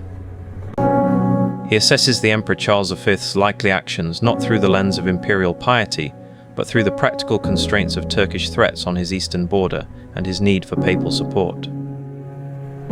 This is not theology, it is realpolitik, written in real time. The nuncio's effectiveness depended entirely on his access and his sources. He built networks of informants, sympathetic clergy, disgruntled courtiers, merchants with connections to the royal treasury. He cultivated friendships with the king's secretaries, the queen's confessors. He entertained lavishly, using the papal household's budget to gather gossip over wine. His residence became a listening post. Every rumor, every piece of court scandal, every fragment of a private letter shown to him in confidence was potential grist for his weekly report. This made the nuncio a vulnerable figure. He could be expelled if his espionage became too blatant. His couriers could be intercepted. His cipher, though changed periodically, could be broken. The archive itself holds letters complaining of intercepted dispatches, forcing a return to cautious coded language or the use of trusted personal messengers for the most sensitive material. The legacy of this 15th century innovation is a mountain of paper that allows us to reconstruct the past with unparalleled intimacy. To read the nuncio's dispatches from London in the 1530s is to feel the ground shifting under the English Church, as reported by men who knew it was happening but were powerless to stop it. To read the files from Warsaw is to understand the delicate, anarchic balance of power in the Polish-Lithuanian Commonwealth, where a king was elected by the nobility, and the nuncio's task was to influence that election without appearing to interfere.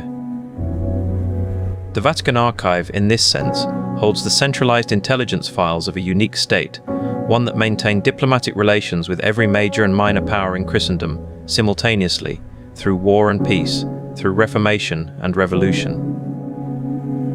The system had its limits, of course. It was only as good as the man in place. A lazy or incompetent nuncio produced thin, unreliable reports. A nuncio who became too sympathetic to his host country could soften his criticisms. And the sheer volume of information could overwhelm the small staff of the Secretariat of State in Rome. Yet, the very act of filing it all created a resource of enduring power.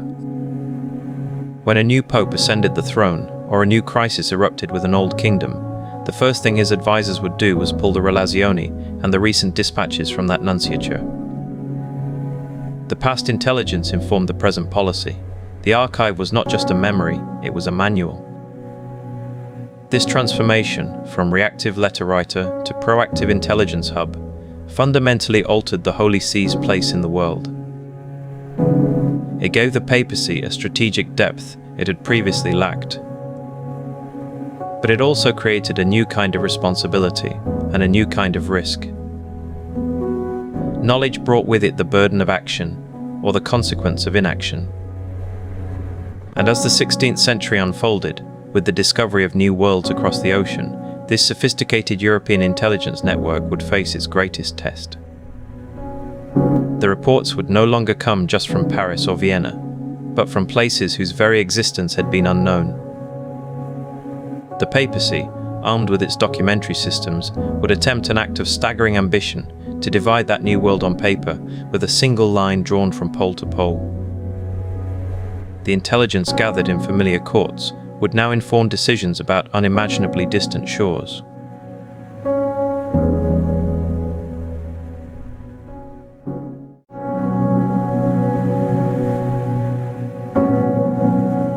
The ocean has always been a place of monsters.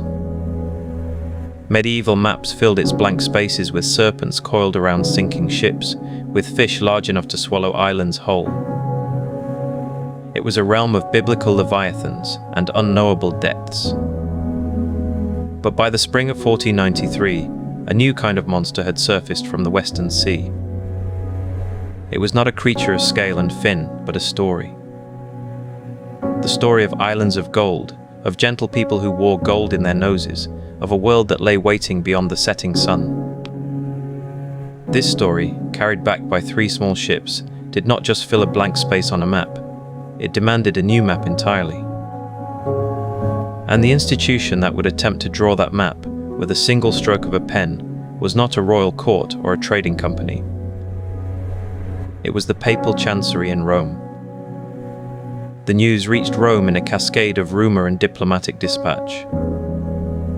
Christopher Columbus, sailing under the banner of the Spanish monarchs Ferdinand and Isabella, had returned. He brought trophies, parrots, strange plants, and several terrified Taino people. He brought claims of vast lands. And he triggered an immediate diplomatic crisis. Portugal, Spain's rival in Atlantic exploration, asserted its own rights under prior treaties. The 2 Iberian powers stood on the brink of a war that would be fought over territories neither could fully describe. Into this breach stepped Pope Alexander VI, a Spaniard himself, a Borgia pope known for his political cunning. His solution was not a treaty but a decree. On the 4th of May, 1493, he issued the papal bull known as Inter Caetera. The document is a masterpiece of Chancery, Latin, a river of subordinate clauses and pious justifications. It praises the Spanish monarchs for their zeal in spreading the Christian faith. It grants them, in perpetuity, all islands and mainlands discovered or to be discovered west and south of a line drawn from pole to pole, 100 leagues west of the Azores and Cape Verde Islands. The condition is crucial, provided these lands are not already in the possession of any Christian prince. With those words, Alexander VI performed an act of staggering cartographic arrogance. He divided the unknown world. Everything west of that invisible meridian was now a Spanish possession, a gift from the Vicar of Christ. The bull was not a suggestion. It was a legal title, sealed with the papal bulla and dispatched to Seville with all the solemn authority of centuries of tradition. Inter Caetera is not a simple administrative record. It is a geopolitical instrument of breathtaking ambition. It claimed for the papacy a jurisdiction that was purely theoretical, the authority to allocate sovereignty over continents still hidden behind the curve of the earth. This authority rested on the donation of Constantine and centuries of contested legal theory about the Pope's temporal power over all creation. The document's reach far exceeded the institution's actual power to enforce it. No papal army could patrol that line in the ocean. Yet, for decades, both Spain and Portugal would treat this piece of parchment as binding international law. It created a framework, a fiction of order that allowed the colonial project to proceed under a cloak of divine sanction. The Chancery, by writing it down, made it real. Portugal, however, was not satisfied. 100 leagues gave Spain too much of the Atlantic, too close to Portugal's own African route. King John II of Portugal, a shrewd navigator king, protested. The threat of war returned. What followed was not a papal imposition, but a negotiation. In the small Spanish town of Tordesillas in June of 1494, diplomats from both crowns met. They argued over maps, over leagues, over the reports of winds and currents. The papal bull was on the table, but it was a starting point, not a final verdict. The negotiators, answerable to their monarchs, not the Pope, hammered out a new deal. They moved the line. They pushed it to 370 leagues west of the Cape Verde Islands. This new meridian granted Portugal a crucial slice of the unknown, which would later prove to be the coast of Brazil. The Treaty of Tordesillas was a bilateral agreement. Pope Alexander VI would later issue bulls confirming it, but the papacy was ratifying a deal it did not design. This is the critical archival distinction. The document that echoes through history is the Papal Bull, with its grand spiritual claims. But the document that actually governed the division of the globe, filed in the Royal Archives of Lisbon and Valladolid, was this secular treaty. The Vatican Archive holds the grand pronouncement. The consequences were worked out in statecraft between kings. The line was now fixed on parchment, but where was it on the earth? The cartographic implications were utterly mysterious in 1494. No one knew the size of the world, the breadth of the Pacific, the orientation of the southern continents. This is where maps become politics. The line drawn at Tordesillas was not a description of reality. It was a legal claim staked upon a geography of speculation. It was a projection of European rivalry onto a canvas of ignorance. Cartographers struggled to depict it. Did the line curve? How did it extend around the back of a spherical Earth? A second treaty in 1529, the Treaty of Zaragoza, would attempt to draw an anti-meridian in the Pacific, dividing the Moluccas, the Spice Islands. But these were lines in the minds of diplomats, intersecting with real coastlines, real peoples, real mountains whose existence they could not imagine. The archive preserves these cartographic struggles, the maps with tentative lines, the marginal notes questioning distances, the growing realization that a paper division had created impossible geometries on a round planet. The colonial-era documents that fill the Vatican archive following this division demand a specific kind of historical honesty. They are not neutral records. The bulls that followed into Caetera, like Universalis Ecclesiae, which granted the Spanish crown vast control over the church in the Americas, were instruments of a system. They provided the legal and spiritual scaffolding for conquest. The archive also holds the missionary correspondence that flowed back, letters filled with both wonder at new worlds and horrified descriptions of brutality. This duality is the archive's conscience. It contains the machinery of empire and, within it, the seeds of protest. The most powerful protest was voiced by a Dominican friar named Bartolomé de las Casas. Having witnessed the devastation of the Caribbean, he dedicated his life to defending the rights of indigenous peoples. His monumental work, a short account of the destruction of the Indies, was a searing indictment addressed to the Spanish crown and, implicitly, to the papal authority that had enabled it. He argued that the Indians were rational human beings, capable of faith, and that Spanish treatment was a mortal sin that invalidated any claim of rightful dominion. Las Casas' writings sparked furious debates within the Church, the Valladolid debates of 1550-51, where the very humanity of millions hung on theological and legal argument.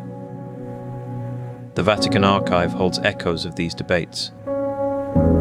It holds the petitions from missionaries pleading for protection, the legal opinions of theologians grappling with the concept of a just war, the gradual, painful development of papal pronouncements that sought, often too late and too weakly, to curb the worst excesses. To read these files is to witness an institution entangled in the consequences of its own paperwork. The line drawn on paper had unleashed a human catastrophe of unimaginable scale. The archive preserves the cold legal instrument that began it, and the anguished, imperfect human responses that followed. It is a record of power, and of the slow, fractured awakening of conscience. The world created by that line in the Atlantic would, within a generation, help shatter the very authority that had drawn it. The vast wealth flowing into Spain would fund European wars and reshape continental politics. The encounter with new worlds would challenge old cosmologies. And the papal claim to dispense global sovereignty, so boldly asserted in Inter Caetera, would become a prime target for the coming storm. As the 16th century dawned, the very idea of a universal papal jurisdiction, the foundation of the Chancery's diplomatic language, was about to be challenged not by a rival emperor, but from within Christendom itself. The next rupture would not be over the division of oceans, but over the soul of the Church. And it would begin with a single piece of paper nailed to a door in a distant German town, a document that would travel back along the very correspondence networks the papacy had built, triggering a crisis from which the archive's files would never fully recover. The line drawn in 1493 was more than a boundary. It was a statement of an old order's ultimate confidence, a final, extravagant flourish of medieval universalism. It assumed a world that could be divided by papal fiat, a Christian commonwealth that could absorb infinite new realms. That confidence was about to meet a force that would not recognize lines drawn by popes, a force that would fracture Europe into competing truths. The archive, having meticulously recorded the granting of a hemisphere, would soon begin recording the sound of its own network breaking apart, letter by unanswered letter, in the gathering silence of the Reformation.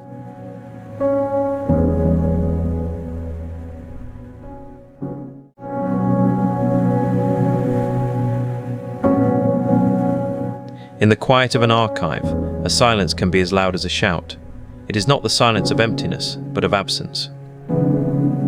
It is the sound of a connection severed, a conversation ended, a line gone dead. For centuries, the Vatican's Chancery had hummed with the predictable rhythm of incoming reports and outgoing instructions, a circulatory system of parchment and wax that bound the Latin West. Then, in the early 16th century, a new kind of report began to arrive from the north. The tone changed. The news grew darker, and then, for vast regions of Europe, the reports stopped coming altogether. The archive itself registers the moment when the medieval world fractured, not with a bang, but with the slow, chilling quiet of letters that were never written, and replies that could no longer be sent. The document that began the rupture did not look like a revolution. In October of 1517, an Augustinian friar and university professor in the remote Saxon town of Wittenberg drafted 95 points for academic debate. Martin Luther's theses on indulgences were copied, circulated, and eventually they made their way to Rome. In the Vatican's vast filing system, this was initially a matter of ecclesiastical discipline, a category with its own well-worn procedures. The file opened on Luther would have been thin, a routine folder for a troublesome cleric. The standard response was issued, a summons to Rome for examination. It was the same mechanism used for centuries to correct wayward theologians, to rein them back into the fold through canonical procedure. But this time, the mechanism jammed. The summons was ignored. The file began to thicken with urgent memoranda and worried consultations. What the Chancery had classified as a local administrative problem was metastasizing into a systemic crisis, fueled by the new technology of the printing press and a deep reservoir of political discontent in the German lands. The archive, so adept at managing the known world, was suddenly documenting something it did not yet comprehend. The papal response escalated, as it always did, through the formal instruments of its authority. In June 1520, Pope Leo X issued the bull Ex Surge Domine. "Arise, O Lord," it began, quoting the Psalms. It condemned 41 propositions from Luther's writings and gave him 60 days to recant. The document was a masterpiece of chancery, Latin, precise in its anathemas, confident in its tone. It was dispatched north, expecting the weight of its language to compel obedience. Instead, in December, outside the gates of Wittenberg, Luther threw the bull into a bonfire along with volumes of canon law. The act was a direct, symbolic rejection of the entire system that had produced the document. The Vatican's final legal answer came in January 1521, the bull of excommunication, Decit Romanum Pontificamen. It declared Luther a heretic and cut him off from the body of the Church. In the archive, this document is the formal, sealed record of the rupture, yet its power was already illusory. The political landscape of the Holy Roman Empire had shifted. Key German princes, sensing opportunity and conviction, now protected Luther. The bull was a legal instrument that could not be enforced, a decree that echoed in a vacuum. The Chancery had written its most powerful sentence, and the world had simply stopped listening. The true scale of the disaster is not found in the bulls against Luther, but in the collapsing chatter of the daily dispatches. The reports from the papal nuncios stationed across German-speaking territories tell the story in real time. Through the 1520s and 1530s, their tone shifts from concern to alarm to despair. They write of priests marrying, of monasteries emptying, of city councils voting to adopt Lutheran teachings and seize church property. They detail the defection of princes, not for theological nuance, but for sovereign control over their local churches. The nuncios are intelligence officers watching their network disintegrate. The Correspondence network that had for centuries tied the German bishoprics to Rome, carrying appeals, appointments, and directives, was fraying, then snapping. After the Peace of Augsburg in 1555, which legally recognized Lutheranism in the empire under the principle of cuius regio, ius religio, whose realm, his religion, the silence becomes profound. For entire regions, the flow of routine reports ceases. The files from vast swathes of Central and Northern Europe grow thin, then empty. It is an archival silence, as eloquent as the one that followed the fall of Constantinople a century before. A continent had been lost, not to an army, but to an idea, and the paper trail goes cold. The Catholic Church's institutional counterattack was, characteristically, a documentary one. The Council of Trent, convened in 1545, met in 3 sessions over 18 years. It was a monumental exercise in theological and administrative redefinition. The archive's holdings from Trent are colossal. Thousands of pages of debate transcripts, draft decrees, diplomatic correspondence, and implementation orders. Papal legates presided, negotiating not just with bishops but with the Habsburg Emperor Charles V, who had his own political agenda for the council. Every doctrinal point contested by the Protestants was examined, clarified, and codified. The council produced decrees on scripture and tradition, on justification, on the sacraments. It mandated the creation of seminaries for a better educated clergy and called for a new catechism. This was the blueprint for the Catholic Reformation, and the Vatican Chancery became the engine for its dissemination.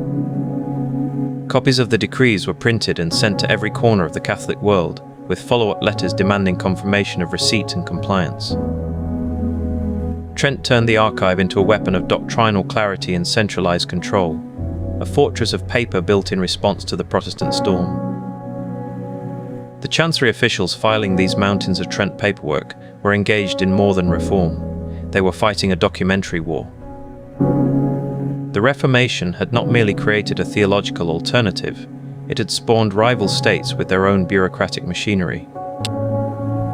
Protestant princes in Germany, the kings of Sweden and England, the Swiss cantons, all established their own chanceries, their own diplomatic networks, their own archives.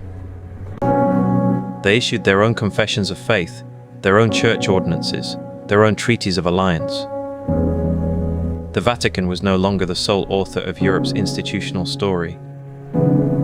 To understand the geopolitics of the late 16th century, one must read the Vatican Archive alongside the state papers in London's Public Record Office, the Swedish Riksarkiv, or the Archives of Berlin.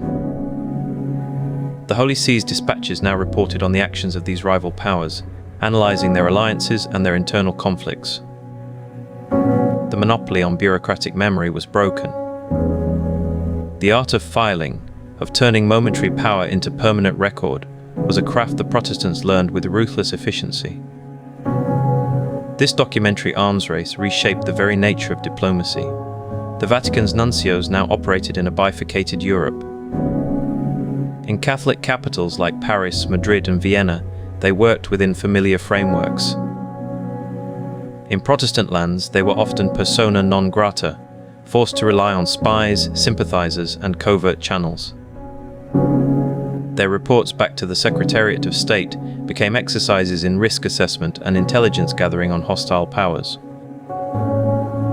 The archive's files from this period are filled with encrypted dispatches, warnings of Protestant military leagues, and analyses of shifting royal marriages. The Chancery, once the confident center of a unified Christendom, was now managing a long, defensive Cold War conducted through paper and parchment. It adapted by becoming more meticulous, more secretive, and more obsessed with the control of information. The silence in the German files was compensated for by a frenzy of documentation everywhere else. The human cost of this rupture is etched in the margins of the correspondence. Beyond the princes and prelates, ordinary lives were caught in the schism. The Nuncio's reports sometimes mention these fractures: villages divided between old and new faiths, families split, local festivals abandoned or reinvented. A priest writing to his bishop might confess his confusion or his quiet decision to marry. A merchant's letter, intercepted and copied for intelligence, might complain that religious strife was bad for business. The archive, for all its focus on high policy, cannot help but capture echoes of this vast social dislocation.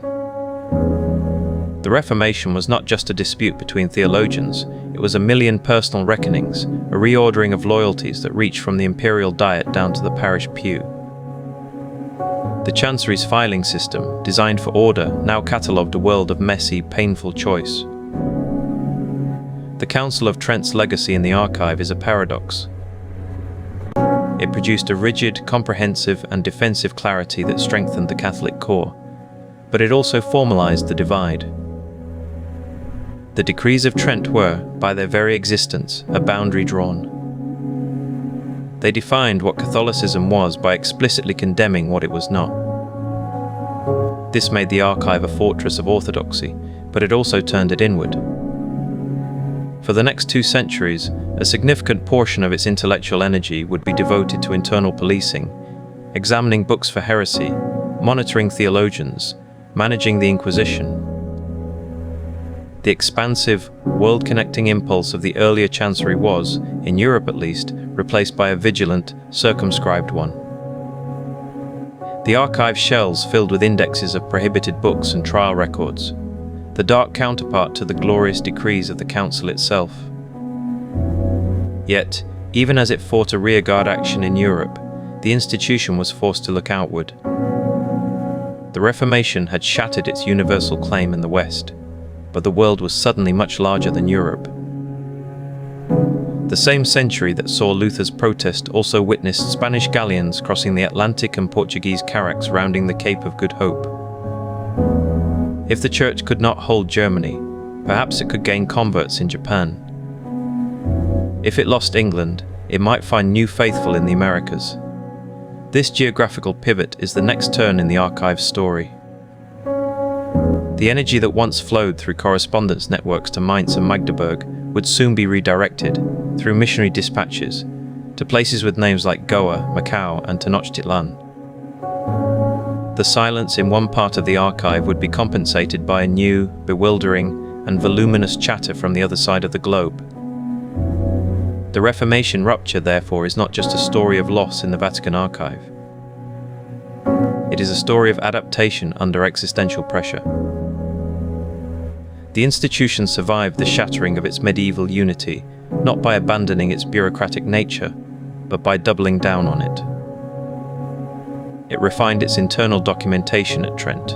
It learned to operate in a multipolar diplomatic world. And it began to redirect its documentary gaze toward entirely new geographies. The archive itself is the record of this stubborn, pragmatic resilience.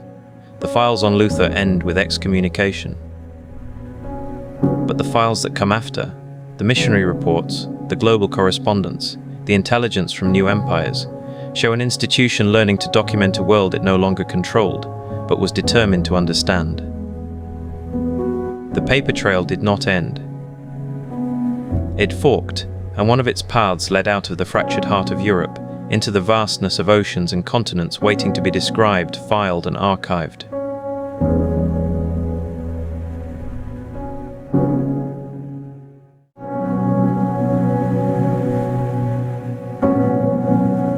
The archive is a place of echoes.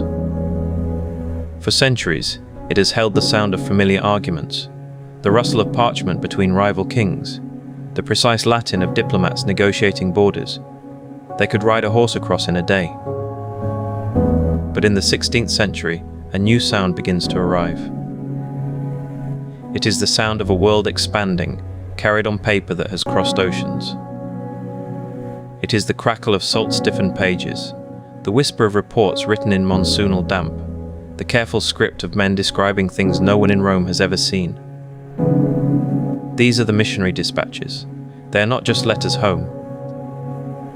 They are intelligence from the edge of the known universe, sent back to the center of an old world that is only beginning to grasp how large the new one truly is. This body of correspondence is one of the archive's most vast and under-examined treasures. Beginning in the mid-16th century, with the explosive global missions of the Jesuit order, and formalized by the founding of the Congregation for the Propagation of the Faith in 1622, it comprises thousands of letters. They flow in from Asia, the Americas, and sub-Saharan Africa. They report on societies, geographies, languages, and political systems that no European institution, secular or religious, had ever documented with such systematic care. The papal Chancery, so adept at parsing the nuances of a French king's mood or a Habsburg marriage negotiation, now had to make sense of the Ming dynasty's examination system, the social structure of the Japanese samurai class, the vast river networks of the Amazon. This was diplomacy without diplomats, intelligence without an embassy, a correspondence network that stretched further than any crown's ambition dared to reach. The archive became a cabinet of global curiosities, each letter a specimen of a world being described into European consciousness for the very first time. The first sustained wave came from Japan. The letters of Francis Xavier, who landed there in 1549, and of his Jesuit successors, are the earliest systematic European accounts of that island nation. They were written as reports to the Jesuit Superior General in Rome, filed in the Order's own archive, and meticulously cross-referenced with the Vatican's diplomatic correspondence. They are a hybrid genre. They contain missionary intelligence, how many converts were made, what resistance was met from Buddhist monks. But they are also profound ethnographic observations. The writers describe the architecture of Zen temples with an architect's eye. They analyze the feudal loyalty between a daimyo and his samurai with the acuity of a political advisor. They assess the strength and temperament of the shogun, a sovereign power with whom the papacy have no formal relations and absolutely no leverage. These letters were not sent to a foreign ministry that could act on them. They were sent to an archive that could only file them, creating a detailed portrait of a nation that would, within a century, violently expel the very men who wrote these words. The most sophisticated encounter, however, was unfolding in China.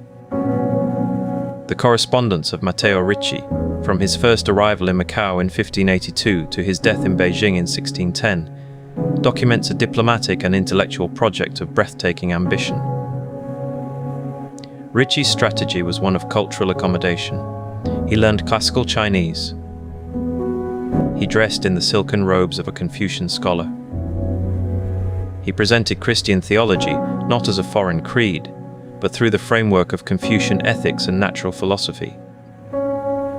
His genius was to gain access to the Ming imperial court, not as a priest, but as a mathematician, astronomer, and cartographer. His letters back to Rome are meticulous. They explain the imperial examination system, the hierarchy of mandarins, the profound cultural weight of ancestor veneration. He is reporting on a civilization he believes is equal, in its sophistication, to that of Europe. Every step, every conversation, every gift presented to a court official is detailed for his superiors, who read these accounts with a mixture of fascination and deep theological anxiety. This anxiety would eventually crystallize into the great Chinese rites controversy. Was Ricci's accommodation a brilliant evangelistic tool, or a dangerous syncretism that compromised the faith? Could converts honor their ancestors in the traditional Confucian manner? The debate raged for decades, fought in memoranda and theological treatises that crisscrossed the oceans. The Vatican Archive holds both sides of this epic paper war. It holds Ricci's hopeful, detailed reports, and it holds the later condemnations from theologians in Rome who had never left Italy but were certain they understood the boundaries of orthodoxy better than the man living in Beijing.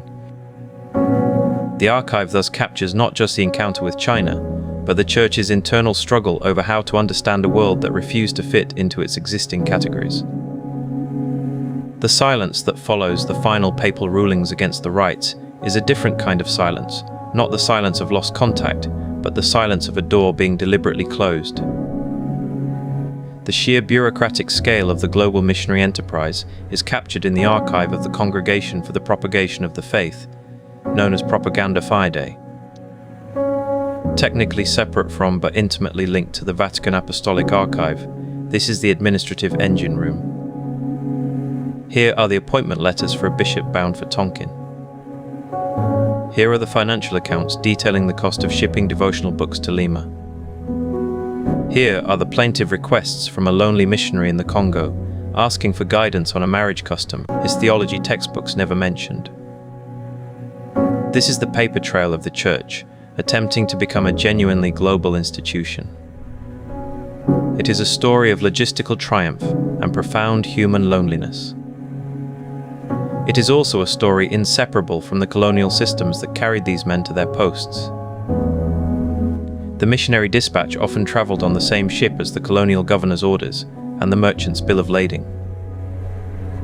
The spiritual map and the imperial map were being drawn on the same parchment. This brings us back to our recurring question: how do maps become politics?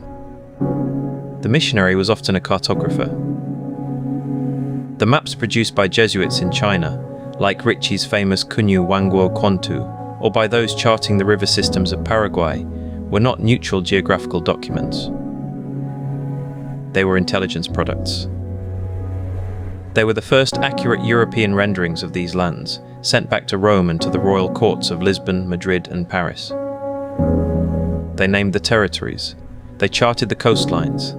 They located the cities of powerful pagan kings. These maps shaped the European imagination of global geography for generations. They made the abstract idea of China or Japan into a place that could be measured, studied, and, eventually, targeted. The missionary, holding his compass and his cross, was thus a triple agent: a spiritual actor seeking souls, a diplomatic agent reporting on sovereign powers, and a cartographer drawing the very lines that would later guide traders, soldiers, and empire builders. Consider the case of the Amazon. The letters of Jesuit missionaries like Samuel Fritz, who mapped the Great River in the late 17th century, are filled with observations about the flow of tributaries, the locations of indigenous villages, and the fertility of the soil. To his religious superiors, this was data for planning mission stations. To the Portuguese and Spanish crowns, who received copies of these reports, it was vital geopolitical information in their struggle for control of the continent's interior. The line on the map, first drawn by a priest to mark the boundary between his mission field and that of another order, could later be invoked by a colonial administrator to claim a province. The archive holds the innocent precursor to the imperial claim. It holds the moment of observation before it hardened into the fact of possession. The human cost of this global expansion is also here, filed under martyrology. The archive holds the letters announcing the death of a missionary, sometimes in dry administrative language, sometimes in the grief-stricken hand of a colleague. It holds the testimony from Japan in 1597, reporting the crucifixion of 26 Christians on a hill overlooking Nagasaki. It holds the desperate pleas from missionaries in Ethiopia, caught between the Coptic Church and advancing Muslim forces. These are not just statistics. They are individual names, individual stories of faith and failure, sent back to be recorded in the eternal ledgers of Rome. The archive absorbs their sacrifice into its bureaucratic memory, transforming a personal agony into an institutional fact. The Propaganda Fide correspondence also reveals a constant, grinding tension between the center and the periphery. The missionary in the field, adapting to local realities, often pleaded for flexibility. The theologian in Rome, guarding doctrinal purity, demanded uniformity. This tension is the engine of thousands of letters. A missionary in India writes to ask if he can allow converts to continue wearing the traditional dhoti during worship. A missionary in China writes a long, reasoned defense of the ceremonial use of incense.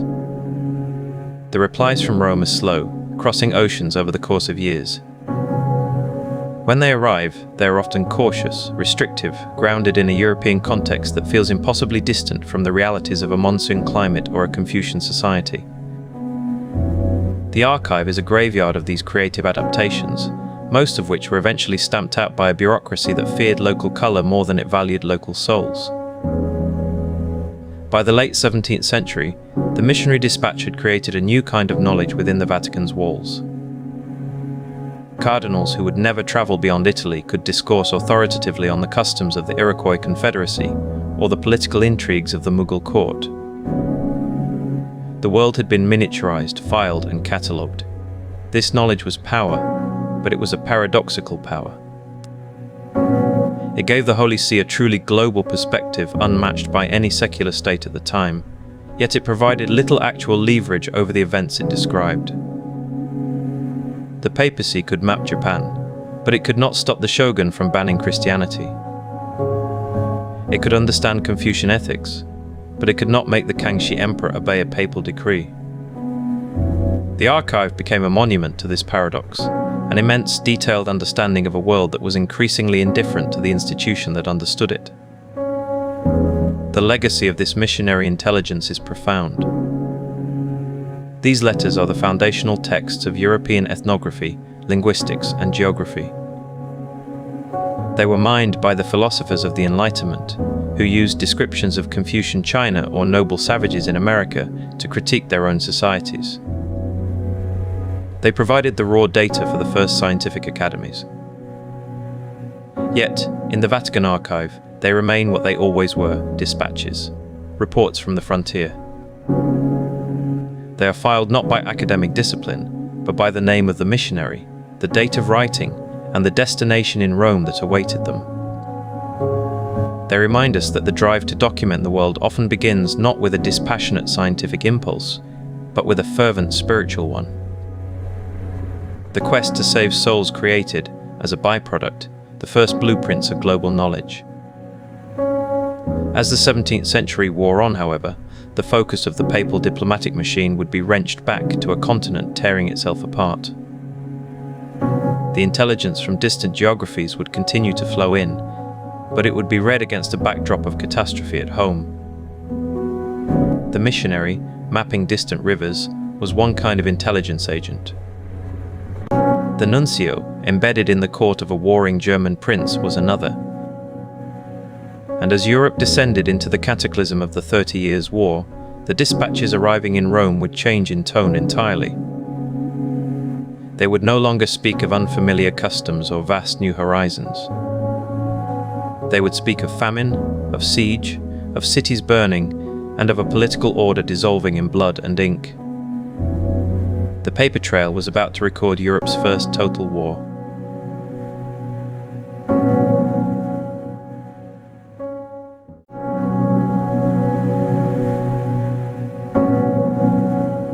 The archive is a place of silence.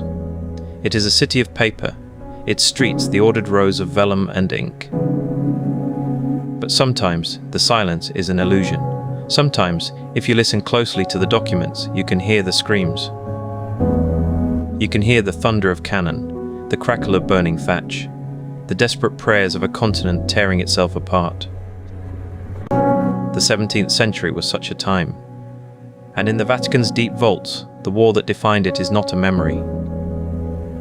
It is a continuous, desperate, and ultimately futile conversation, written in real time as the world burned. For 30 years, from 1618 to 1648, Central Europe was a slaughterhouse. It was a conflict that began with the defenestration in Prague and spiraled into a vortex of dynastic ambition, religious hatred, and naked power politics. Armies marched and counter-marched, living off the land, which meant starving the people who worked it. Famine and plague followed the soldiers. It is estimated that perhaps 8 million people died, a catastrophic depopulation carved into parish registers and tax rolls across the German lands. This was Europe's first total war. And in Rome, in the offices of the Secretariat of State, it was also a war on paper. The Vatican Archive holds one of the most comprehensive diplomatic records of that catastrophe. It is not a military history. It is a chronicle of perception, of rumor, of frantic negotiation, and of dawning horror. The nuncios, the papal ambassadors in Vienna, Prague, Munich, Paris, and Madrid, were the eyes and ears of the Holy See. Their dispatches, arriving weeks after the events they described, form a running commentary in ink. They report shifting alliances, the Protestant King of Sweden, Gustavus Adolphus, landing in Pomerania to champion the Lutheran cause, the Catholic King of France, Cardinal Richelieu's master, funding Protestant armies to weaken the Catholic Habsburg Emperor. They document humanitarian collapse, reports of villages erased, of refugees choking the roads, of cannibalism in besieged cities. And with growing clarity, they record the papacy's own diminishing influence. The dispatches show an institution struggling to be heard over the roar of cannon, its moral authority dissolving in the acid of raison d'etat. At the center of this storm sat Pope Urban VIII, Maffeo Barberini. His conduct during the war remains one of the most debated episodes in papal history. The documents in the archive present a man caught in an impossible triangulation. He was the spiritual father of Catholic Christendom, expected to rally the faithful against Protestant heresy. He was also the temporal prince of the Papal States, a vulnerable Italian territory surrounded by Habsburg power in the north and Spanish power in the south. And he was a geopolitical actor, a Barberini, with family interests and a deep-seated fear of Habsburg dominance over the Italian peninsula. The archive holds his tortured correspondence.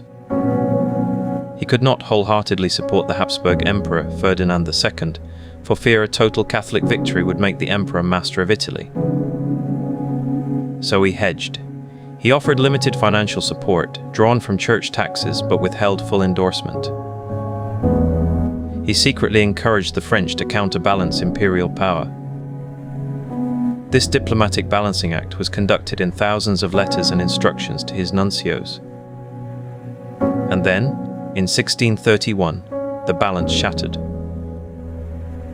The imperial army, under Count Tilly, besieged the prosperous Protestant city of Magdeburg. When it fell, the city was subjected to an orgy of destruction. Fires set during the fighting raged out of control. 20,000 men, women, and children were killed, burned, or slaughtered. The sack of Magdeburg became a byword for atrocity, a shockwave of horror that reverberated across Europe. The reports of Magdeburg's destruction arrived in Rome in sequence. First, confused rumors of a great battle. Then, fragmentary accounts of a fire. Finally, the grim, confirmed details from the nuncio's network. The archive preserves this crescendo of horror.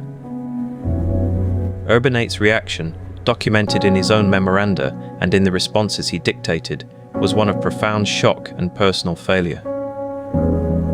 He had been negotiating with the emperor, trying to moderate his actions. The sack made a mockery of those efforts. It revealed the brutal reality that the war had escaped all control, all diplomacy, all moral suasion.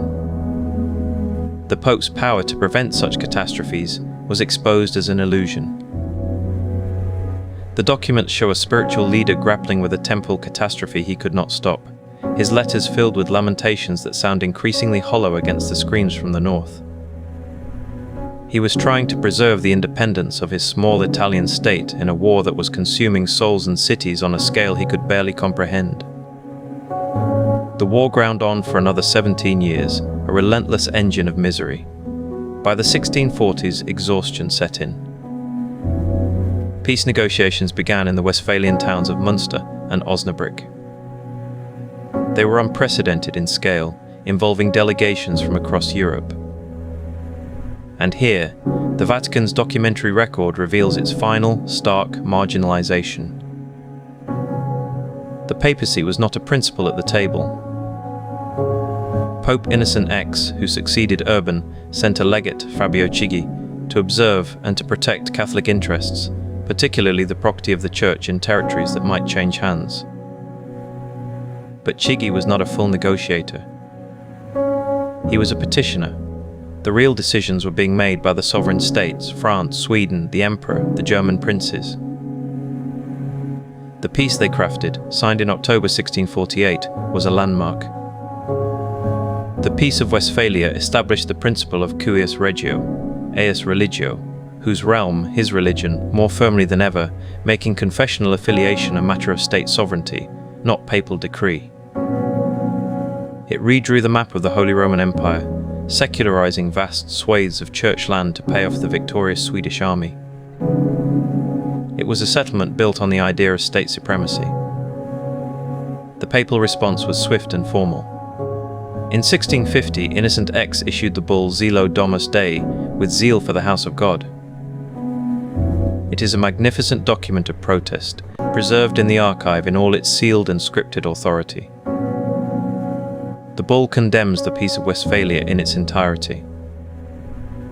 It declares every article of the treaties that harmed the Catholic religion, that violated church rights and properties, to be null, void, invalid, wicked, unjust, damned, reprobate, inane, empty of meaning and effect for all time.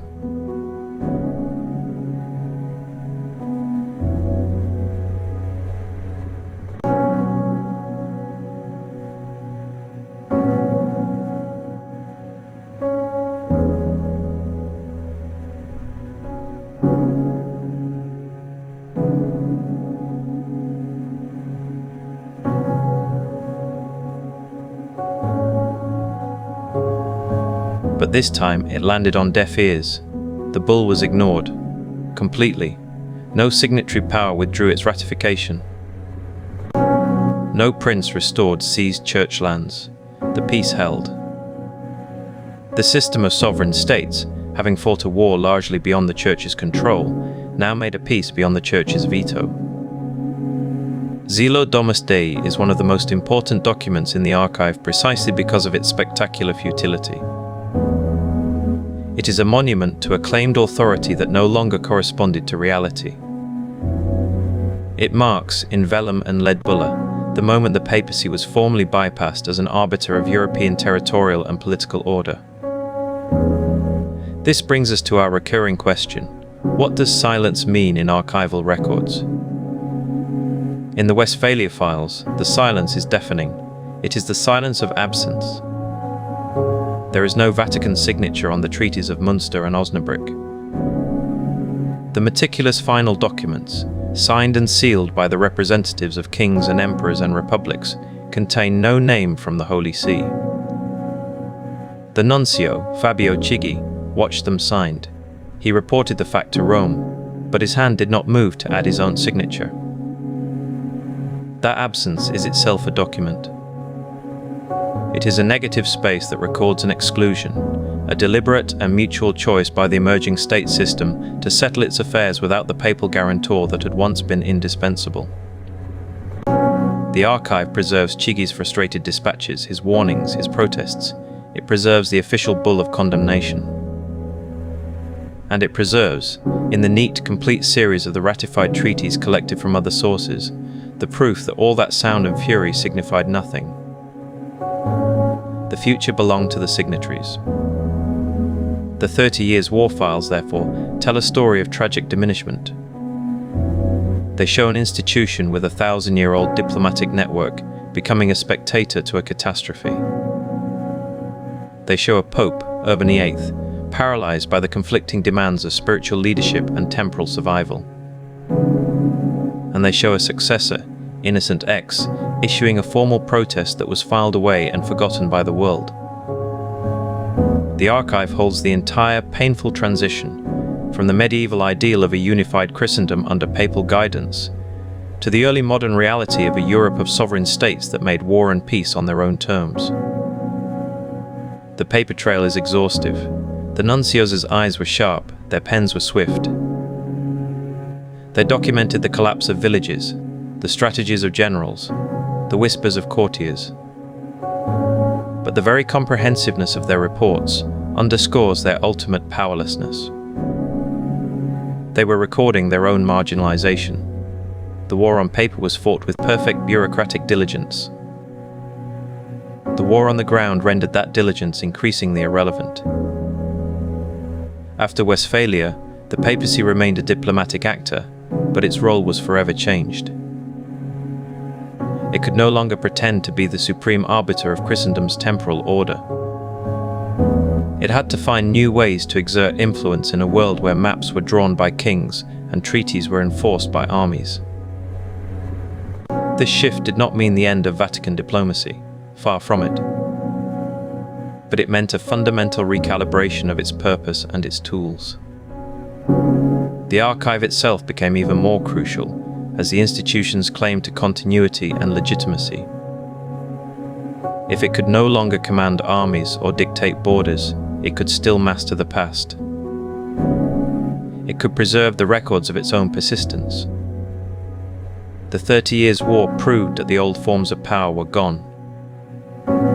The challenge for the Holy See in the centuries that followed would be to maintain its sovereignty, its voice, and its very identity without the temporal muscle that had once underpinned it. It would face the loss of its very state, and yet continue to act as a state. It would become, for a time, a sovereign without territory, a diplomatic actor whose power resided almost entirely in its archives, its history, and the enduring mystique of its paper trail. This is the paradox that leads us directly to the next great crisis in the files, the violent birth of modern Italy and the 60-year period when the popes ruled from a palace, but not a nation. The archive would document an extraordinary act of diplomatic endurance, maintaining the fiction, and then the reality, of sovereignty from a position of self-proclaimed imprisonment.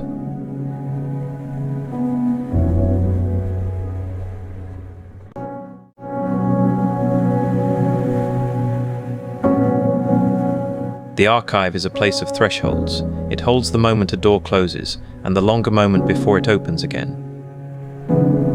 It documents not just the exercise of power, but the patient, paper-filled waiting in the dark. In the final decades of the 19th century, a profound and peculiar silence fell over one specific set of rooms in the Apostolic Palace. The maps on the walls were obsolete. The territorial reports from provincial governors ceased to arrive. For nearly 60 years, the administrative heart of the Papal States beat inside a body that, in the eyes of the new Italian kingdom, no longer existed. This chapter is about that interregnum. It is about sovereignty conjured from parchment and protocol, about an empire of files surviving the loss of its land. It is the story of the Lateran question, and how a state without a country wrote itself back into existence. The breach in the Aurelian walls came on the 20th of September 1870. Italian troops, following the logic of national unification, entered Rome. A plebiscite was held. The result was a foregone conclusion. The temporal dominion of the popes, which had stretched in various forms for over 1,000 years, was extinguished. Pope Pius IX withdrew behind the walls of the Vatican Palace. He declared himself a prisoner. This was not merely a metaphor of protest, it was a deliberate legal and diplomatic stance. The Holy See, the central government of the Catholic Church, now occupied a space unrecognized by international law.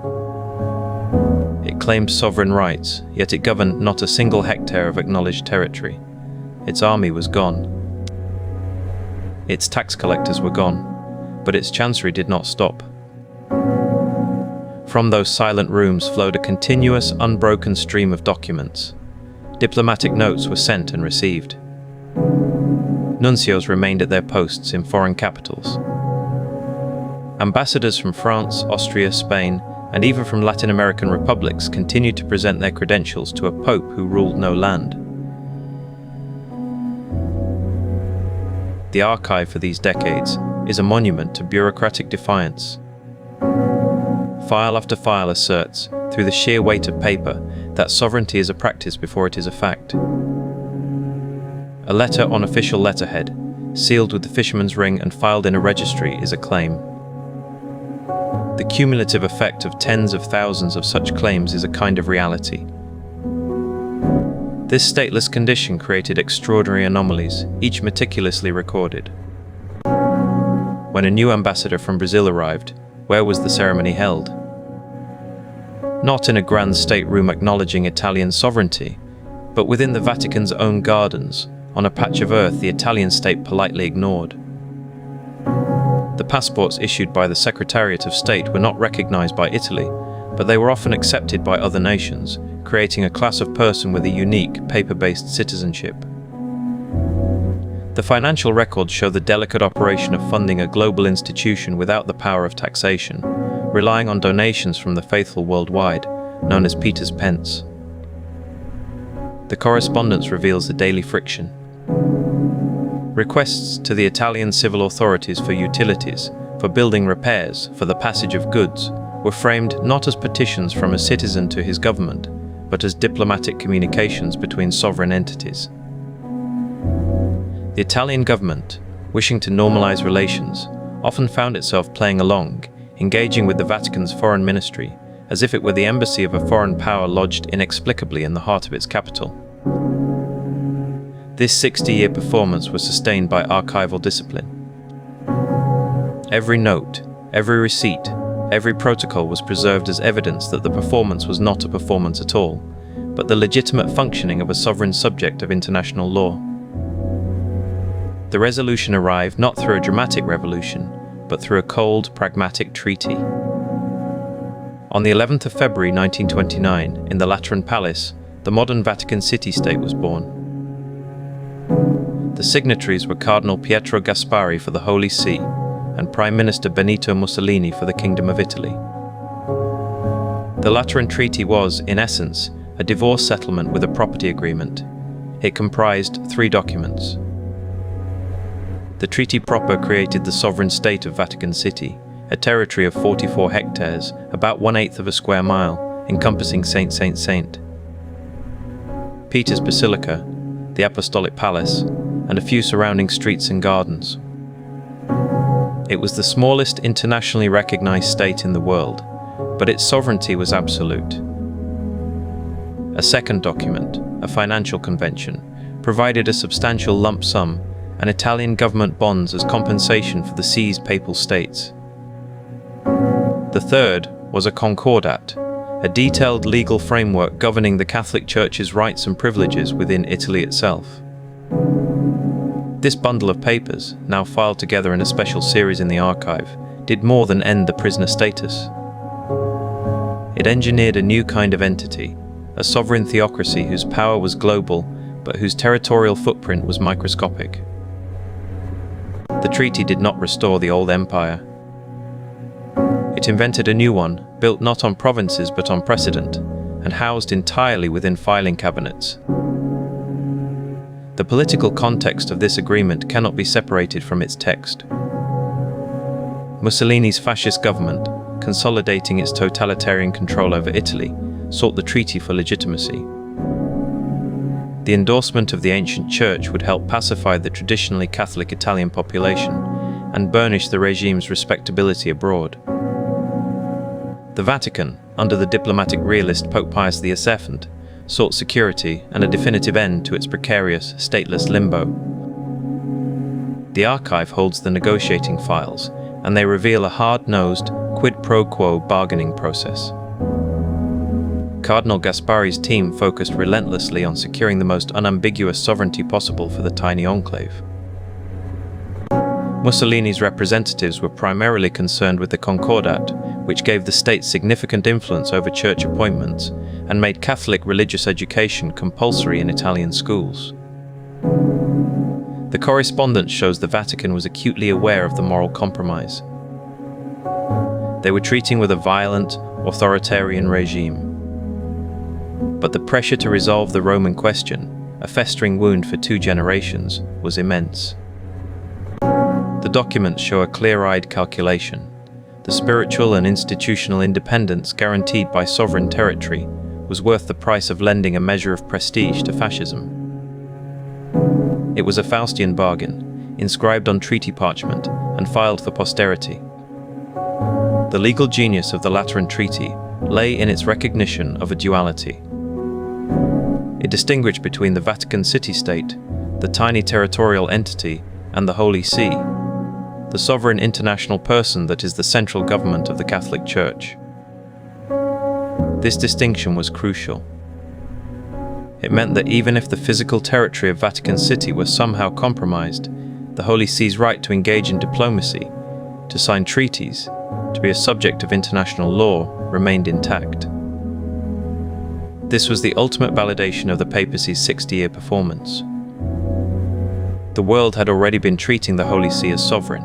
The treaty now gave it a territorial home, but not its sovereign personality.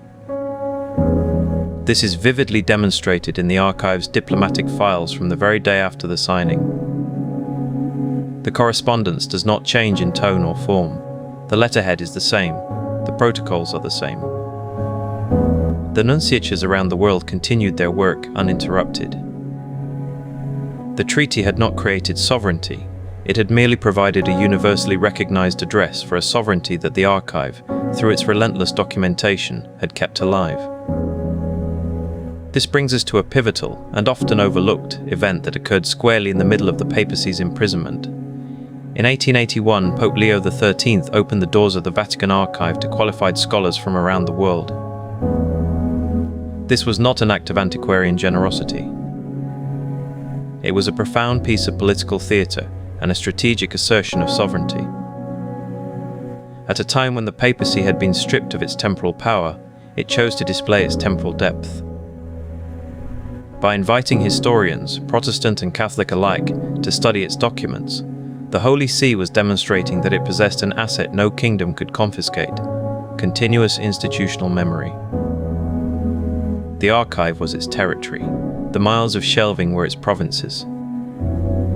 The scholars, deciphering papal letters from the age of Charlemagne or Innocent III, became unwitting witnesses to the Church's enduring presence on the stage of history.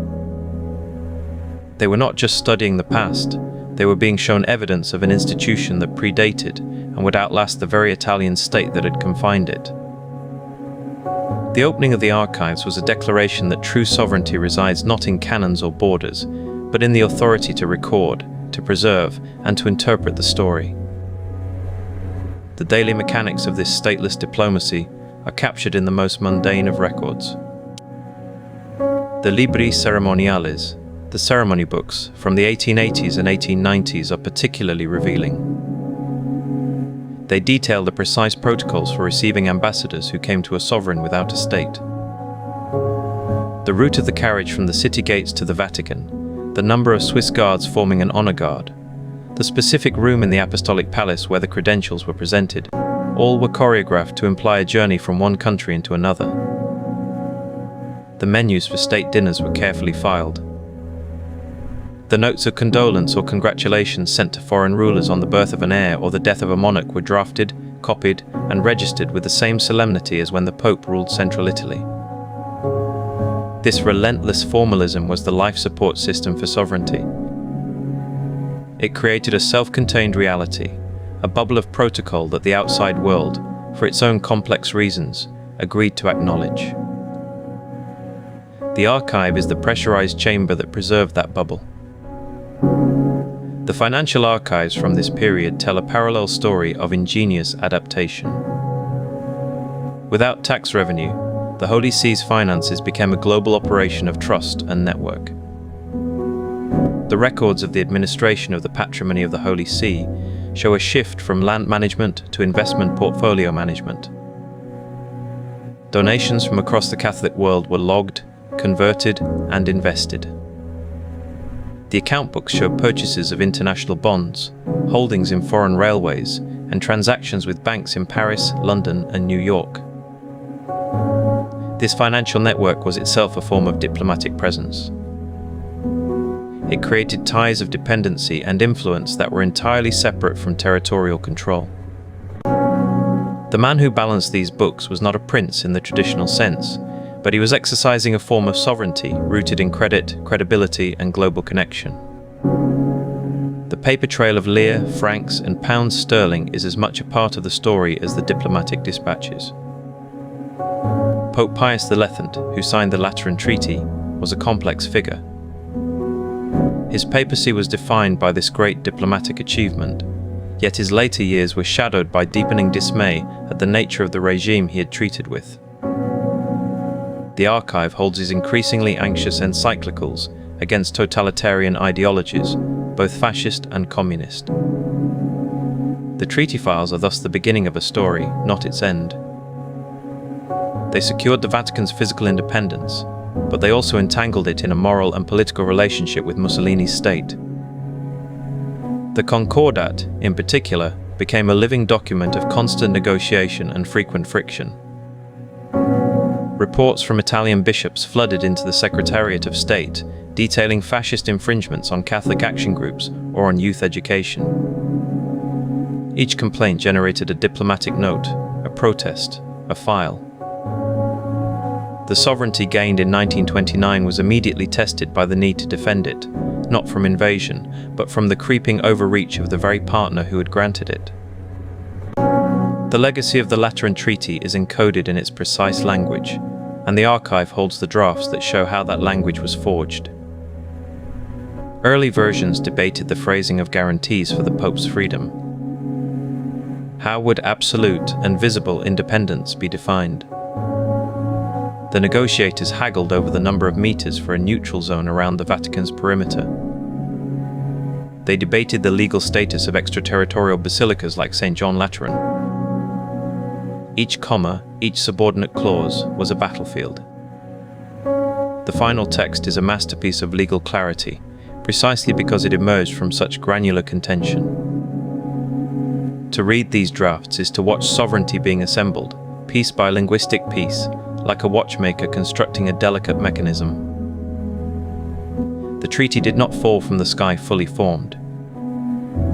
It was built, word by negotiated word, in rooms where the ghost of the lost papal states haunted every discussion.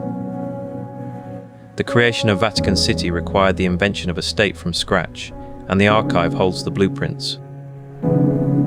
There are files on designing a new postal system, with its own stamps and cancellation marks, a classic symbol of sovereignty. There are plans for a railway station, a tiny terminus connecting the world's smallest state to the Italian network, built primarily for freight but rich in symbolic meaning. There are proposals for a radio transmitter, Vatican Radio, which would give the Pope a direct sovereign voice to the world, unmediated by any national broadcaster. These are not merely administrative documents. They are the functional components of statehood. Each stamp, each rail tie, each radio wave was a tangible manifestation of the abstract principle agreed upon in the Lateran Palace. The bureaucracy was not just recording history, it was physically building the new entity whose history it would henceforth record.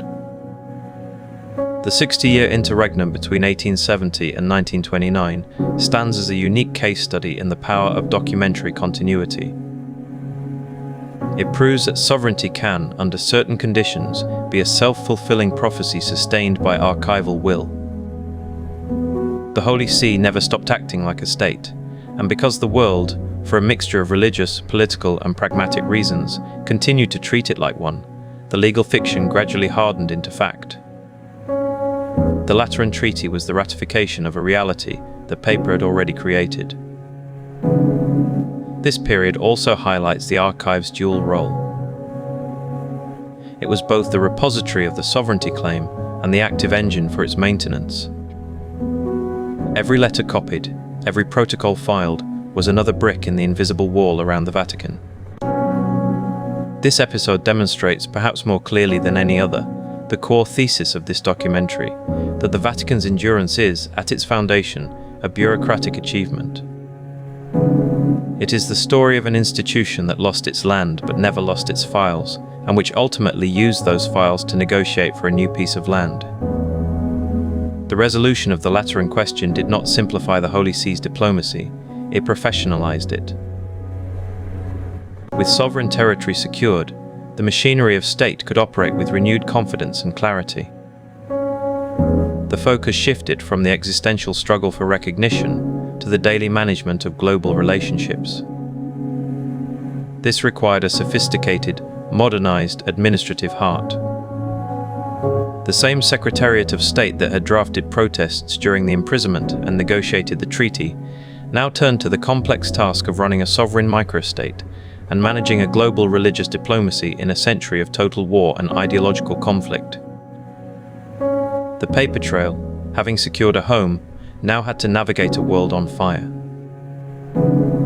The archive's contents would soon swell with the dispatches of a new kind of crisis, requiring a new kind of diplomatic calculus. The prisoner was free. Now the diplomat had to step onto the world stage.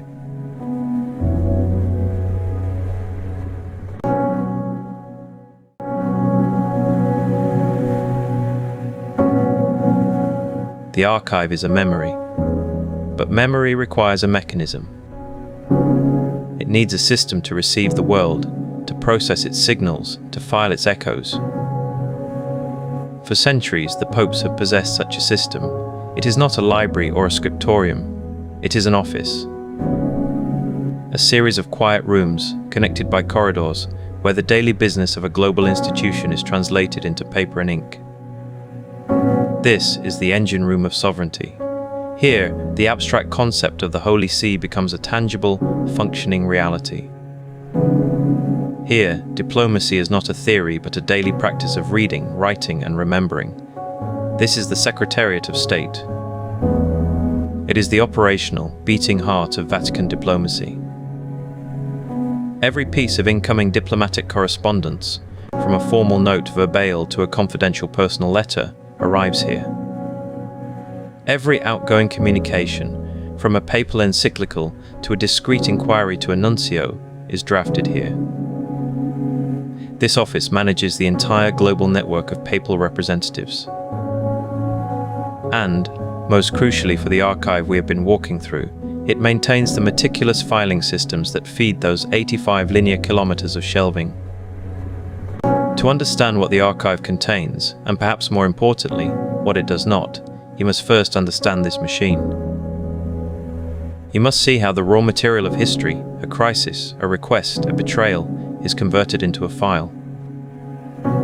The Secretariat of State is the filter through which the world enters the Vatican's institutional memory. Its procedures determine what gets saved, how it is categorized, and where it can later be found. This machine is not monolithic. It is precisely organized, reflecting the dual nature of the papacy itself as both a spiritual authority and a sovereign entity. The Secretariat is divided into three principal sections. The first section, General Affairs, manages the internal administration of the Church worldwide. It deals with the appointment of bishops, the promulgation of documents, the vast internal correspondence of a global religious body. The second section, Relations with States, is the classic diplomatic wing. It handles formal relations with governments, treaty negotiations, and the political analysis flowing in from nunciatures. The third section oversees the diplomatic staff of the Holy See, the training, assignment, and support of the nuncios themselves. Each section generates a distinct river of paper. A single event, a revolution in a Catholic country for instance, will produce documents in all three streams.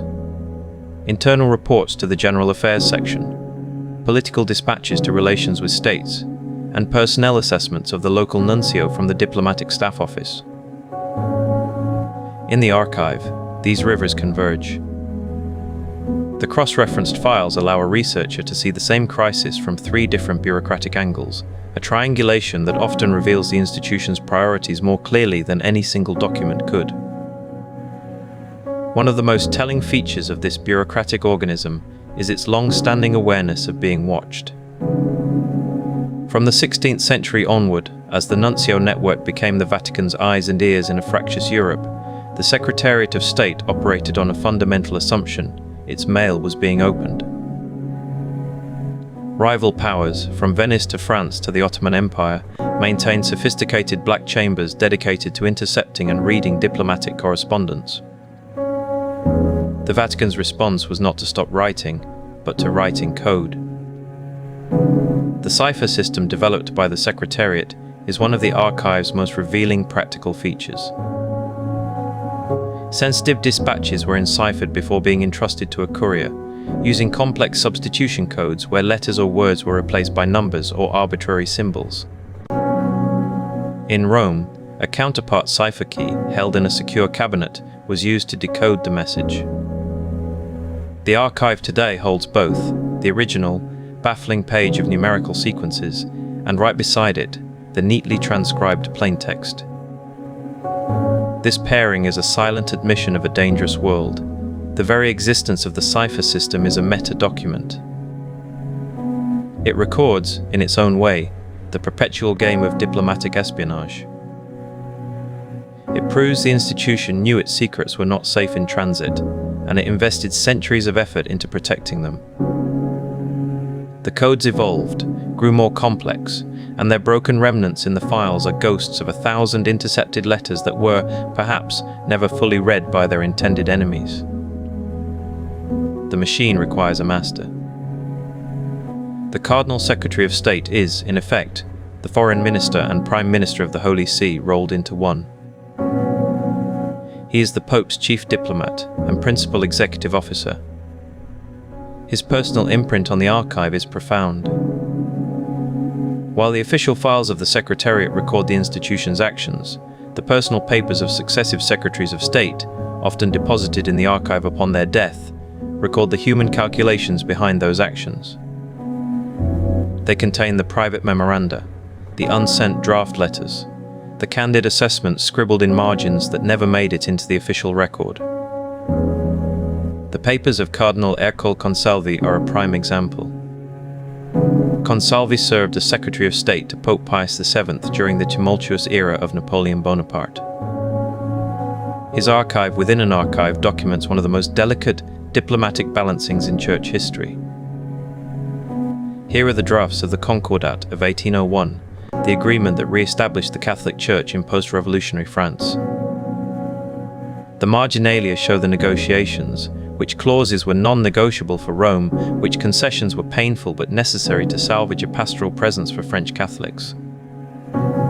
Consalvi's personal notes from his meetings in Paris reveal not just the terms of the deal, but the atmosphere, the pressure, the threats, the charm offensives employed by Napoleon's ministers. They show a diplomat knowing he is negotiating from a position of profound weakness, yet using every tool of legal phrasing and canonical precedent to secure a future for his church. The official Concordat is a document of statecraft. Consalvi's private papers are the document of the craftsman. This brings us back to our recurring question: how does diplomacy sound on paper? Within the Secretariat of State files, we can hear two distinct voices. The first is the institutional voice. It is measured, formulaic, and calibrated for permanence. It speaks in the formal notes, the carefully worded protests, the official congratulations. It is the voice of the Holy See as an immortal entity whose statements must be consistent across centuries. But then there is the second voice, found in the personal papers of the Secretaries of State and in the confidential passages of deciphered dispatches. This is the voice of the operative. It is sharper, more analytical, often tinged with frustration or cautious hope. It assesses a monarch as unstable, or a political faction as venal. It speculates on outcomes. It advises on tactics. The gap between these two voices is not hypocrisy. It is the essential space of diplomacy. The institutional voice maintains the position. The operative voice navigates the reality. A perfect illustration lies in the files from the late 19th century, during the loss of the Papal States. The official correspondence from the Secretariat of State to European capitals consistently proclaims the Pope's inviolable sovereignty and protests the usurpation of Rome. It is a voice of uncompromising principle. Yet, in the private letters of the then Secretary, Cardinal Giacomo Antonelli, to his nuncios, a different tone emerges. There is discussion of which powers might be persuaded to mediate, analysis of the internal weaknesses of the Italian government, grim calculations about how long the protest can be sustained without financial ruin. The official note says, "This is an injustice." The private letter asks, "What leverage do we have left?" Both are true. Both are necessary. The archive preserves both, allowing us to hear not just the official melody of Vatican diplomacy, but the complex counterpoint played beneath it. The cipher books, the section files, the personal papers of the cardinals, these are the gears and springs. They turn the unpredictable chaos of international events into a structured, retrievable record. This bureaucratic metabolism is what gives the Holy See its peculiar resilience. When a revolution topples a monarchy, the Secretariat of State still has a file on the new Minister of Foreign Affairs. When an empire collapses, the Nuncio's last dispatch from the capital is already being indexed in Rome. The institution may not control the event, but it insists on controlling the narrative of the event. It does this through paperwork. The filing cabinet becomes a fortress. This relentless documentation is a form of sovereignty in action. It is the assertion that what happens in the world matters to the Holy See, and that the Holy See's interpretation of those events will be preserved. The archive is the proof of that assertion. It is the physical manifestation of an institution that believes, fundamentally, in the power of the record. It believes that to file a document is to claim a piece of history, to assert a presence in a story even, and especially, when temporal power has been lost. The machine hums on, transforming the present into the past, and in doing so, securing a claim on the future. This bureaucratic engine, refined over centuries, would face its ultimate test not in a negotiation over territory, but in a cataclysm that engulfed all territories. The Great War of 1914 would present the Secretariat of State with a profound dilemma. How does a global diplomatic machine, with channels open to every capital, operate when those capitals are at war with each other? The principle of neutrality would be proclaimed, but neutrality is not passivity. It would become a frantic, delicate, and often heartbreaking form of activism. The filing system would swell with a new kind of document, not just political analysis, but humanitarian appeals, lists of prisoners of war, desperate inquiries from families across the shattered battle lines. The machine built to manage the diplomacy of empires would now be tasked with managing the fragments of a broken world. The paper trail would become, for a moment, a lifeline. The very architecture of the Secretariat's response would be documented in its own files. New offices would be created, new procedural memos circulated, new categories invented for the flood of tragic correspondence. The neat divisions between the sections would blur under the emergency. A dispatch from the Nuncio in Vienna regarding a peace feeler would be filed alongside a request from the Nuncio in Paris to verify the status of a missing Bavarian soldier. The bureaucratic machine, so often associated with cold efficiency, would reveal its capacity for a systematic compassion. The same procedures used to cipher a secret treaty negotiation would be used to protect the identities of individuals seeking information. The archive would capture this pivot, this moment when the diplomacy of states was forced to confront the suffering of individuals. The First World War would not just be another event in the files, it would change the very nature of the files themselves, introducing a vast, haunting sub-archive of human grief and resilience into the heart of the diplomatic record. The machine would process it all, stamp it, index it, and file it away, ensuring that even the chaos of total war was rendered into the orderly, silent rows of the memory palace.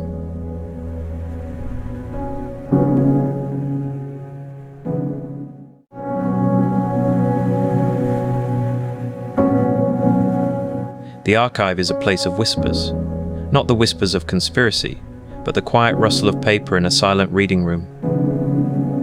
The soft friction of a fingertip turning a page that has not been moved in a century. These are the sounds of history waiting to be heard. But some of the loudest statements in this vast repository are made not with ink, but with absence. They are declarations carved from what was not said, positions defined by the careful distance between one line of text and another. In the 20th century, the world learned a new vocabulary of violence, a scale of industrialized slaughter that rewrote the meaning of war. And in the heart of Rome, an ancient institution faced a modern cataclysm. Its response was filed away in thousands of dossiers, a monumental exercise in diplomatic positioning. It was a performance of neutrality, a stance that was anything but passive. It was a choice to speak and a choice to remain silent, with the fate of millions hanging in the balance. When the guns of August began their fire in 1914, the shockwave traveled through every chancellery in Europe. In the Vatican, the reverberation was met with a deliberate, institutional calm. Pope Benedict XV, who had ascended to the papacy just weeks after the assassination in Sarajevo, made his position clear within days. The Holy See declared its neutrality. This was not a retreat, not a withdrawal from the world stage. It was a strategic occupation of the only ground left unclaimed by the marching armies. For the first time in its long history, the papacy held a unique and terrible advantage. It maintained formal diplomatic relations with all the major powers simultaneously. Its nuncios remained at their posts in Berlin, Vienna, Paris, London, and Petrograd. While ambassadors were recalled and embassies shuttered, the Vatican's lines of communication stayed open. The Secretariat of State became a switchboard for a continent that had severed its own wires. The files from those years bulge with coded telegrams, handwritten memoranda, and confidential reports. They show a diplomatic machine operating at a frenetic pace, not to take sides, but to listen to all of them. The Nuncio in Vienna reported on the crumbling morale of the Austro-Hungarian Empire. The delegate in Paris conveyed the French government's unwavering demand for Alsace-Lorraine. From London came assessments of naval blockades, from Berlin, assurances of inevitable victory. The Vatican became a clearinghouse for information, a neutral ear in a world of deafening propaganda. This position granted it a form of power, the power to hear the unvarnished truth from each camp, and the power to offer, however faintly, a channel between them. But it was a power fraught with peril. Any perceived tilt, any hint of favor, would shatter the delicate credibility upon which everything depended. The archive preserves the exquisite balance of this dance, the careful phrasing of every dispatch, the calibrated sympathy of every reply. Neutrality was not an absence of action, it was a constant, exhausting action of its own. By the summer of 1917, the war had settled into a gruesome stalemate. The trenches stretched from the Channel to the Alps, a scar of mud and death. It was into this exhausted, bloody impasse that Benedict XIV launched his most ambitious diplomatic initiative. In August, he addressed a formal peace note to the heads of all the belligerent states. The document, drafted in the precise legal Italian of the Secretariat of State, was a plea for sanity. It proposed a return to the status quo before the war, mutual disarmament, international arbitration for future disputes, and the freedom of the seas. It was a radical call for a peace without victors and without vanquished. The note was transmitted through the Vatican's unique diplomatic channels, landing simultaneously on the desks of kings, emperors, and presidents. And then, one by one, the replies came back.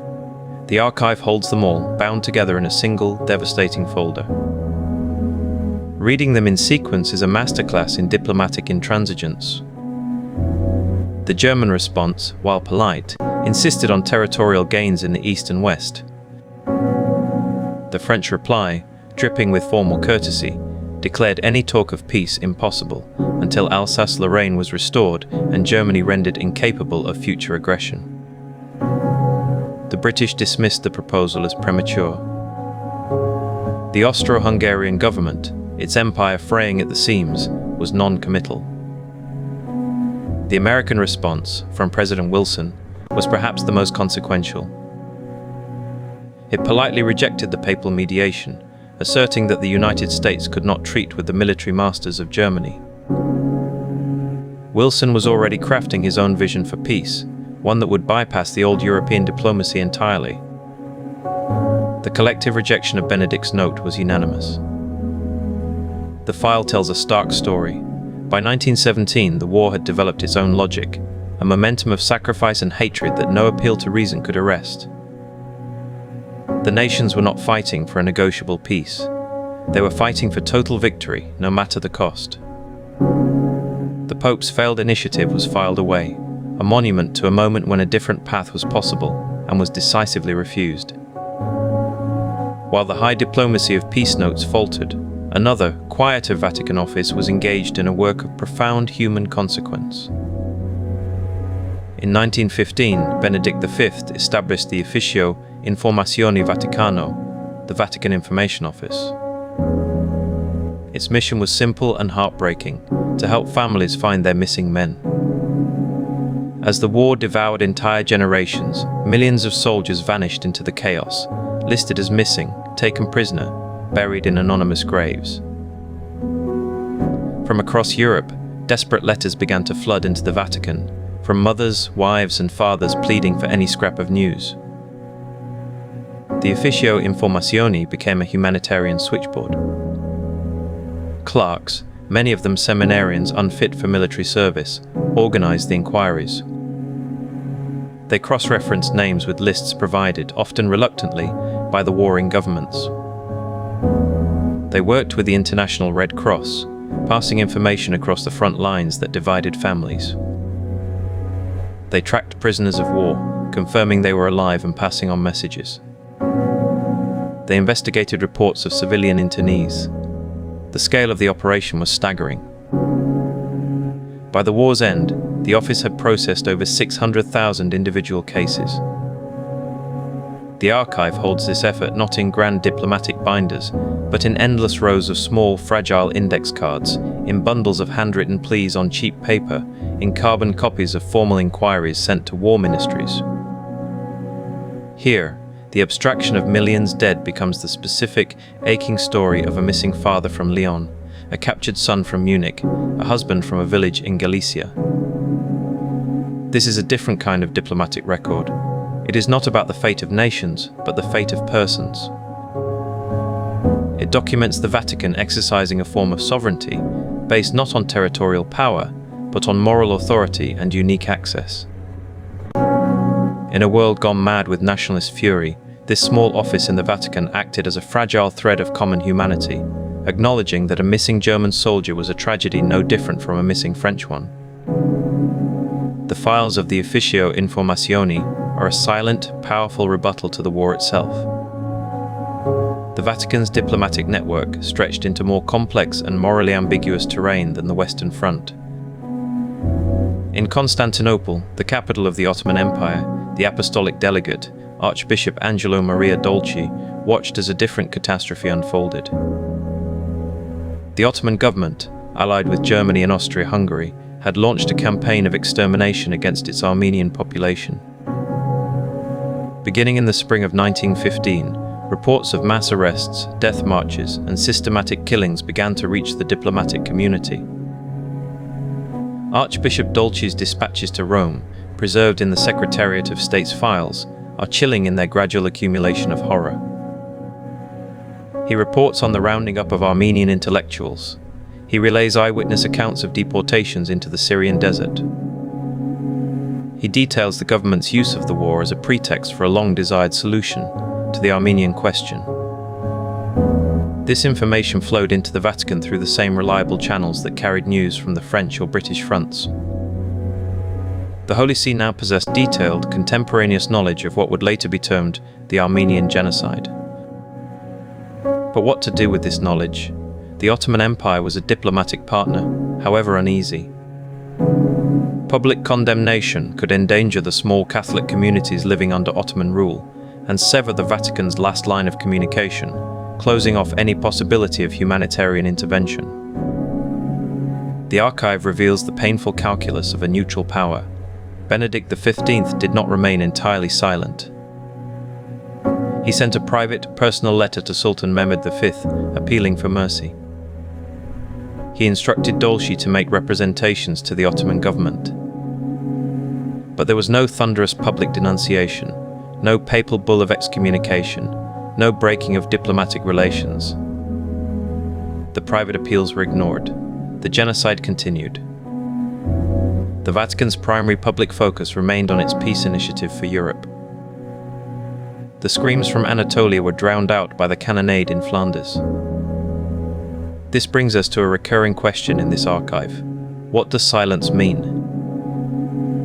In the files concerning the Armenian catastrophe, silence is not a void. It is a space filled with terrible knowledge and constrained choice. The archive makes this gap starkly visible. On one side of the ledger are the incoming dispatches from Constantinople, specific, alarming, and increasingly desperate.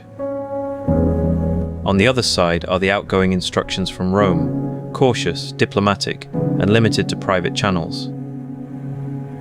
The silence is not in the lack of information, but in the disparity between the scale of the crime and the scale of the public response. To read these files is to witness an institution grappling with the limits of its chosen diplomatic tool, neutrality.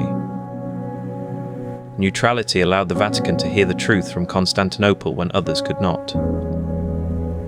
But that same neutrality, prized for its potential to mediate between great powers, imposed a restraint. A public crusade against the Ottoman Empire would have shattered the Holy See's carefully maintained position, potentially rendering it useless in the pursuit of its primary goal, ending the war in Europe. This is the brutal arithmetic of diplomacy in the face of atrocity. The archive does not provide a verdict. It provides the evidence for the dilemma. It shows us what was known, what was said privately, and what was left unsaid publicly.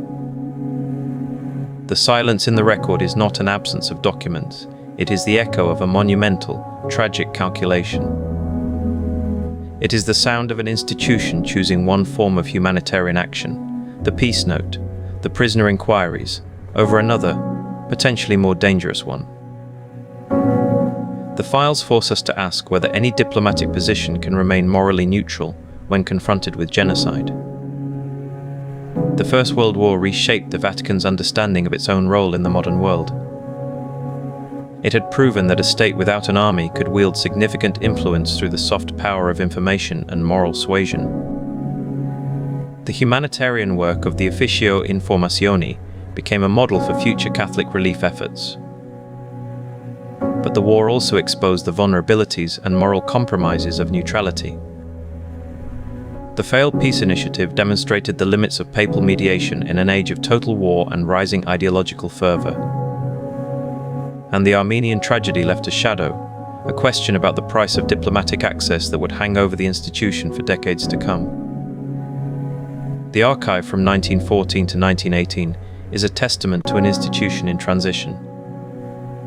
It is no longer the medieval papacy dictating terms to emperors, nor the Baroque papacy negotiating the Treaty of Westphalia. It is a modern actor, navigating a world of nation-states, mass politics, and industrialized violence.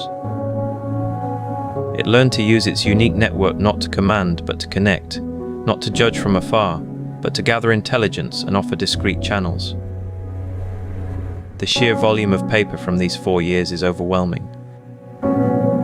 It speaks of a bureaucracy working overtime to manage a global crisis. But within that mountain of paper, the most poignant documents are the smallest: the index card for a missing soldier, the handwritten plea from a mother, the tersely coded telegram about a death march. These are the human fragments caught in the gears of history.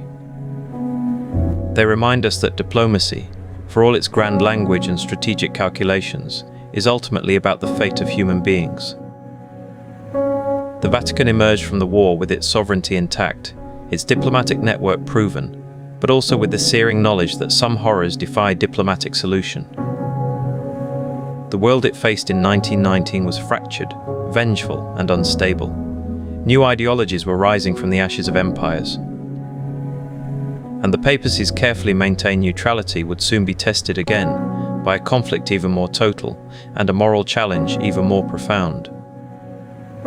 The files would continue to grow, the dispatches would keep arriving, and the choices would become even more impossible. The silence in the records would take on a new and heavier meaning. The machinery of Vatican diplomacy did not pause with the armistice. The nuncios remained at their posts, now in capitals of victorious, vengeful, or vanished empires.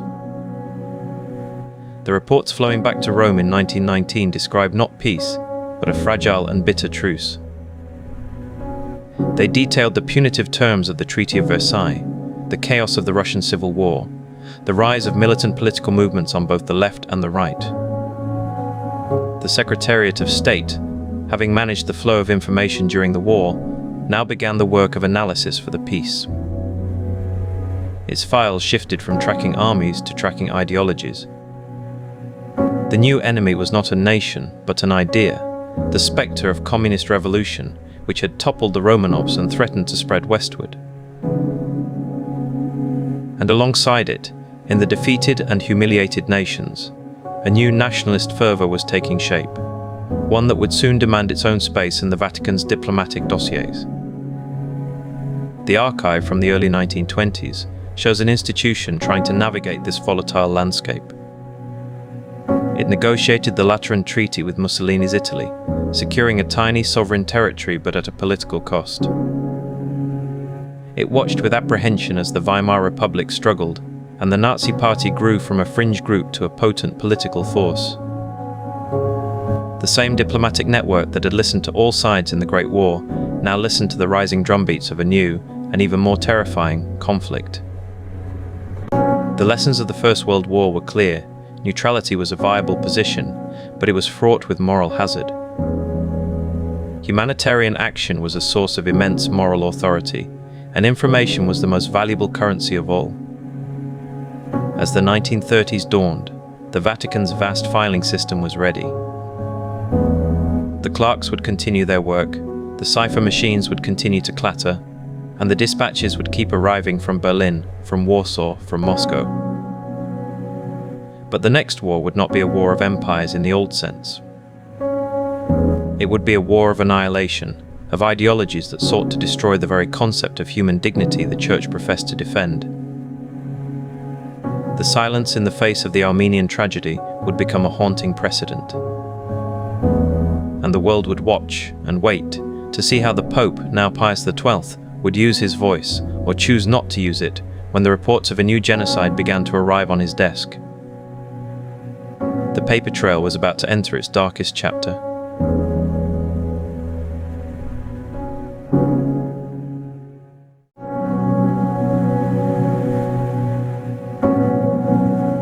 In the quiet of an archive, the loudest sound is not a voice, it is a silence. It is the space between the lines of a typed dispatch, the gap in a correspondence file, the question that hangs in the air of a reading room long after the documents have been closed.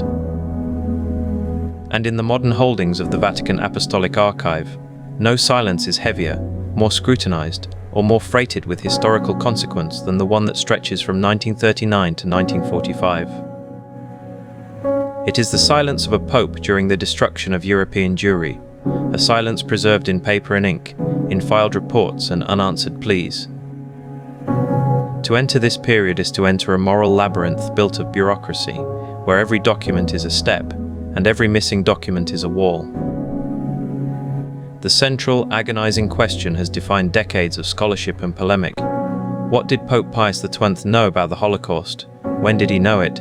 And what did he choose to say, or not to say? It is the most contested historical inquiry in the entire modern archive. For years, the materials that could answer it were held in the closed section, a restriction that itself became part of the argument. Then, in March of 2020, the Vatican made a decisive move. It opened the archives for the pontificate of Pius XII to researchers. This was not a routine administrative decision. It was a historical event in its own right, a calculated diplomatic act by an institution that had concluded, after long internal debate, that controlled transparency now served its interests better than continued restriction. The world's historians arrived at the doors of the archive not merely as scholars, but as detectives entering a crime scene where the evidence had been curated by one of the potential witnesses. The archive they entered did not begin as a blank slate. For years, the official Vatican narrative was shaped by a published collection, the Acts and Documents of the Holy See, relative to the Second World War. This 12-volume set, printed between 1965 and 1981, was the Holy See's own answer to its critics. It was compiled in direct response to a seismic cultural event, Rolf Hochhuth's 1963 play, The Deputy. That play, a fierce dramatic indictment, accused Pius XII of moral cowardice, of silence in the face of genocide. The Vatican's publication was an act of institutional self-defense, a selection of documents intended to demonstrate concern and activity. It is, without question, a valuable source, but it is a curated source. Understanding it requires reading it as both history and historiography, as evidence, and as an argument about evidence. The very act of selection, what was included, what was framed as significant, what was omitted, speaks volumes about the Vatican's post-war position.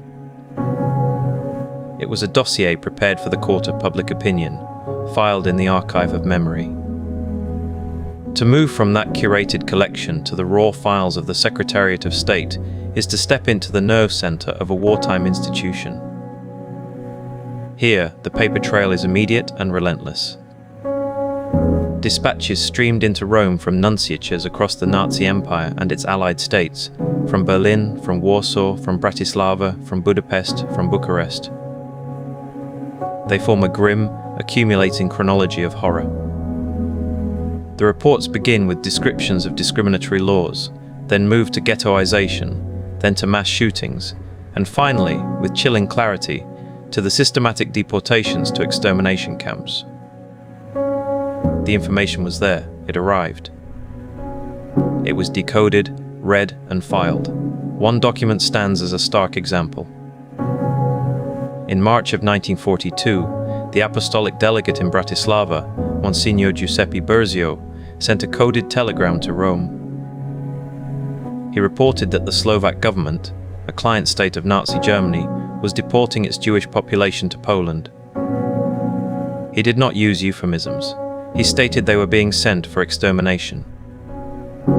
That document exists. It is in the archive. It was received by the Secretariat of State. The undeniable fact of its presence forces the historical question into a sharper, more painful focus. It is no longer a question of if the Vatican knew. The archive proves it knew. The question becomes what happened in the silence after the telegram was decoded and placed in a file. What internal discussions did it trigger? What orders, if any, were sent in reply? The search for the echo of that report, for the paper trail it generated within the Vatican's own walls, is the precise reason the 2020 opening was so urgently awaited by historians. They are not looking for the fact of knowledge, but for the anatomy of a response. The picture that emerges from the newly accessible archive is not one of simple, monolithic silence. It is a picture of contradiction, of parallel tracks. Alongside the files containing reports of genocide are other files documenting extensive, often frantic humanitarian activity. The Vatican used its extraterritorial properties in Rome to shelter thousands of refugees, both Jewish and non-Jewish. The Pontifical Commission for Assistance, led by Cardinal Luigi Maglione, became a vast relief network, providing food, false documents, and hiding places. Nuncios and other diplomats intervened, sometimes successfully, for specific individuals or groups. Historians have found evidence of these private efforts that is more extensive than previously documented. These were real actions that saved real lives. Yet, these actions existed in the same institution, under the same Pope, who made a deliberate and consistent strategic choice. He would not issue a clear, public papal condemnation of the deportations and the extermination camps. The private humanitarian track and the public diplomatic silence were not opposites, they were two facets of the same policy. Pius XII and his advisors believed a forthright public denunciation would be ineffective at stopping the Nazi machinery, and worse, would provoke brutal retaliation against Catholics in occupied territories and possibly against the Vatican itself. They chose a diplomacy of private intervention, of neutrality, of preserving the Vatican's role as a potential peace mediator. The archive holds both truths. It holds the lists of names of those helped, and it holds the drafts of speeches where condemnations of atrocities were carefully edited to avoid specific mention of Jews or Nazis. To read these files is to hold two competing historical realities in your hands, both documented, both authentic, and both devastating in their own way. This brings us to the most demanding application of our recurring question: how do archivists read? Here, they are not simply reading for content. They are reading a file that was created, organized, and preserved by the very institution whose wartime conduct is under examination. They are reading materials opened under a specific agreement between the Vatican and the international scholarly community. This requires a profound methodological honesty. The archivist historian must be attuned to the architecture of the filing system itself. How were the incoming atrocity reports categorized? Were they filed under Jewish question, under political affairs, or under humanitarian concerns? The label changes the meaning. They must look for the absence of expected documents. Is there a file for draft responses to Burzio that is empty? Is there a series of meeting minutes from the Secretariat of State that shows a gap for a critical week? The silence within the archive is as much a document as the paper. They must also read the materiality of the documents. A hastily typed memo carries a different charge than a formal, calligraphic letter. A cipher telegram, with its blocks of coded numbers, speaks of fear of interception. A draft with multiple layers of edits, in different hands, reveals the internal debate, the weighing of words. The historian in this archive is a forensic linguist, parsing not just what is said, but how it is said, by whom, and in what form. They are searching for the ghost in the machine, the trace of the decision-making process that connected the horrifying intelligence coming in to the cautious, often silent, diplomacy going out. This work is slow, painstaking, and ethically fraught. It is the opposite of conspiracy theory. It is the meticulous construction of context, where a single misplaced document or an overread implication can distort the entire picture. The debate over Pius VI will not be settled by a single document. It is a debate over interpretation, over the weight given to private action versus public witness, over the calculus of diplomacy in the face of absolute evil. The archive does not deliver a verdict. It delivers the raw materials for a judgment. It shows an institution that was simultaneously a global moral authority and a small, vulnerable state terrified of physical annihilation. It shows a pope who was deeply informed and profoundly cautious, a diplomat who believed that the tools of quiet negotiation could save lives when public prophecy might lead to greater slaughter.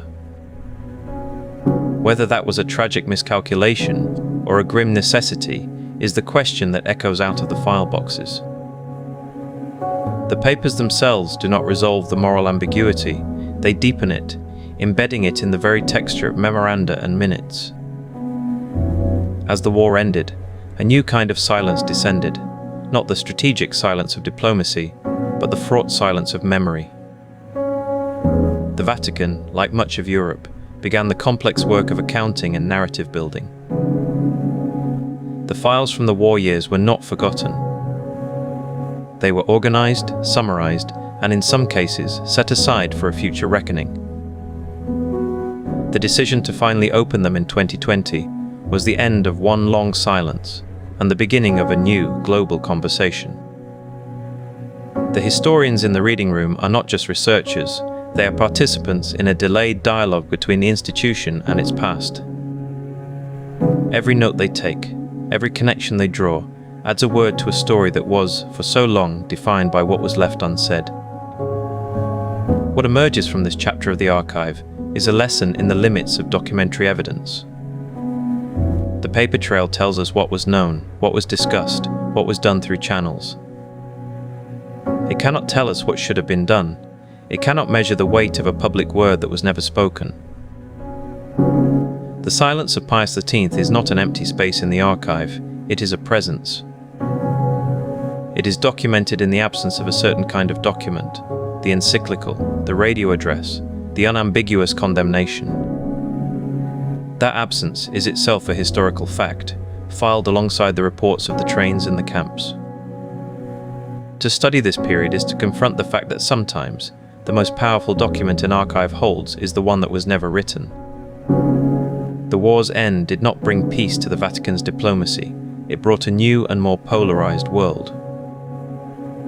The Iron Curtain descended across Europe, dividing the continent and placing millions of Catholics under openly atheist communist regimes. The Holy See now faced a different kind of enemy, one that sought not its physical destruction, but its ideological eradication. The diplomatic tools honed during the war, neutrality, private negotiation, a preference for quiet intervention over public confrontation, would now be tested in a decades-long twilight struggle. The archive's next great volume opens not on the battlefields of a world war, but in the back channels and shadowed meetings of the Cold War, where the Vatican would learn to practice diplomacy behind a curtain of its own.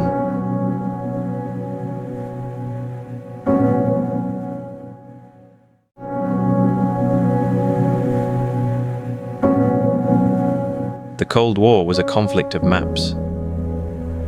It was a world divided by a line that was not a border, but an idea, drawn in the stark ink of ideology. On one side, the West. On the other, the East. And within that Eastern bloc, behind the Iron Curtain, lived millions of Catholic faithful. For the Vatican, this presented a profound and unprecedented diplomatic challenge. How does a sovereign entity, whose power flows from spiritual authority and centuries of diplomatic precedent, negotiate with states whose founding principle is the eradication of religion itself? The answer would not be found in grand pronouncements or public condemnations alone. It would be forged in the shadows, in whispered conversations, in the careful calibration of compromise. The archive of this period is not a single, coherent record. It is a mosaic of official files and personal papers, of formal treaties and deliberate silences, documenting an institution learning to navigate a world where its oldest tools of power were suddenly, radically, obsolete. The problem was existential.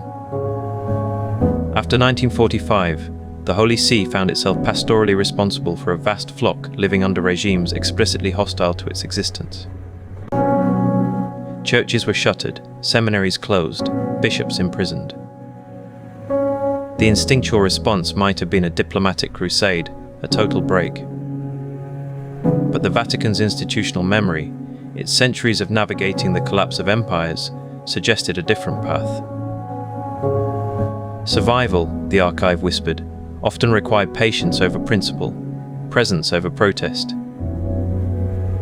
The response became a form of high-stakes diplomatic improvisation. The Secretariat of State files from the 1950s show a learning curve. Initial condemnations of communist persecution are fervent, but gradually a more nuanced language emerges.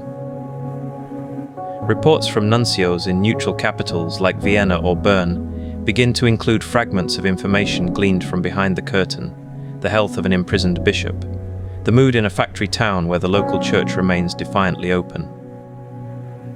These were not yet negotiations. They were intelligence gathering, the first tentative steps toward understanding an adversary. The strategy that crystallized from this intelligence was known as Ostpolitik. Its chief architect was Cardinal Agostino Casaroli, a diplomat of quiet, relentless pragmatism who became Secretary of State in the late 1970s. His policy was one of pragmatic engagement. The goal was not to defeat communism, but to preserve a skeletal institutional structure within it. This meant negotiating, directly and painfully, with the very governments that were persecuting the Church. Caetera's teams would travel to Warsaw, Budapest, Prague. They would sit across from communist officials and bargain. The state would allow the appointment of a new bishop, perhaps. In return, the Vatican would appoint a candidate deemed acceptable, one who would not openly challenge the regime. A seminary might be permitted to reopen with a strictly limited number of students. In return, its curriculum would avoid political topics. It was a policy of incremental, painful salvage. The archive holds the cold calculus of these negotiations.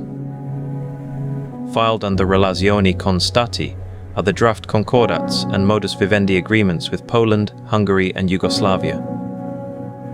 Each is a masterpiece of constrained language, a document that tries to carve out a sliver of space for the Church within a hostile legal framework. But the archive also holds the fierce, private criticism this policy provoked. The personal papers of exiled Hungarian Cardinal Joseph Mindszenty, a fierce critic of any accommodation, are filled with anguished letters from behind the Iron Curtain. Faithful Catholics wrote to him, feeling betrayed by Rome's willingness to deal with their oppressors. These two archives, the official, pragmatic files of the Secretariat and the raw, wounded letters in a private collection, tell the complete, conflicted story. They show an institution torn between the long game of diplomatic survival and the immediate suffering of its people. The most formidable presence, however, remained shrouded in silence. Direct relations with the Soviet Union were virtually non-existent. There was no nuncio in Moscow. Formal correspondence was a void, and yet communication happened. It flowed through back channels so discreet they barely rippled the surface of the official record. A meeting might be arranged through the Finnish embassy. A conversation would take place on the sidelines of a United Nations conference in New York. A message would be passed by a trusted journalist or a Western European socialist politician with contacts in the Kremlin. These were deniable, exploratory contacts. Their purpose was not to settle issues but to gauge intentions, to signal possibilities, to prevent a total freeze. The archive's documentation of this shadow dialogue is, by design, fragmentary. A brief, cryptic note in a daily agenda, meeting with Dr. K. Finnish channel. A memorandum summarizing views expressed by a reliable intermediary without naming names. The substance is often vague, couched in hypotheticals, but the very existence of these fragments proves the channel was open. The silence surrounding them is not an absence of action, but the action itself. It was diplomacy conducted in the key of ambiguity, where the lack of a paper trail was the strongest guarantee of security for both sides. What the Vatican archives hold in greater detail are the results of this shadow play, as filtered through the satellite states. The agreement with Hungary in 1964, or the delicate, ongoing dance with the Polish government, were often the tangible outcomes of signals received and sent through those Moscow-adjacent back channels. Everything changed in October of 1978. The election of Karol Wojtyła as Pope John Paul II was a geopolitical earthquake. For the first time, the throne of Peter was occupied by a man who had lived his entire life under communism. He had been a factory worker, a clandestine seminarian, a bishop who learned to negotiate with a hostile state not from diplomatic cables, but from personal daily experience. The Vatican's Cold War position was instantly transformed. John Paul II's approach was a complex fusion of Caetera's pragmatic Ostpolitik and a newfound fearless moral confrontation. He understood the system's language and its weaknesses. The archive files from his pontificate crackle with a different energy. The Secretariat of State files on Poland from 1980 to 1982 are among the most dramatic in the modern archive. They are a real-time chronicle of crisis. There are encrypted dispatches from the Nunciature in Warsaw, detailing the rise of the Solidarity trade union. There are intelligence reports on the deteriorating health of the Polish economy and the growing anxiety in Moscow. Most significantly, there is the Pope's own correspondence, both the official, cautious diplomatic notes urging restraint on all sides, and the private, pastoral letters of support smuggled to Cardinal Stefan Wyszynski and Solidarity leader Lech Wałęsa. John Paul II was playing a multi-dimensional game.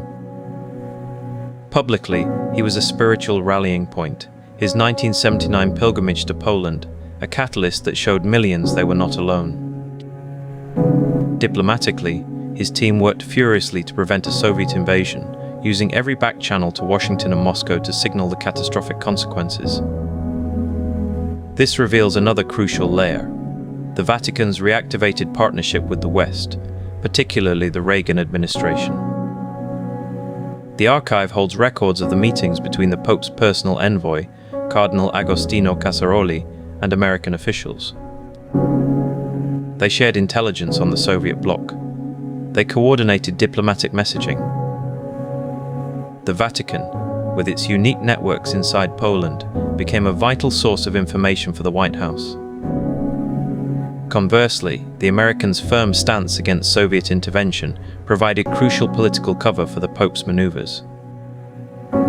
This alignment was never a formal alliance, but a convergence of interests documented in memos and meeting summaries that show a Holy See fully engaged in the great game of the Cold War's final decade.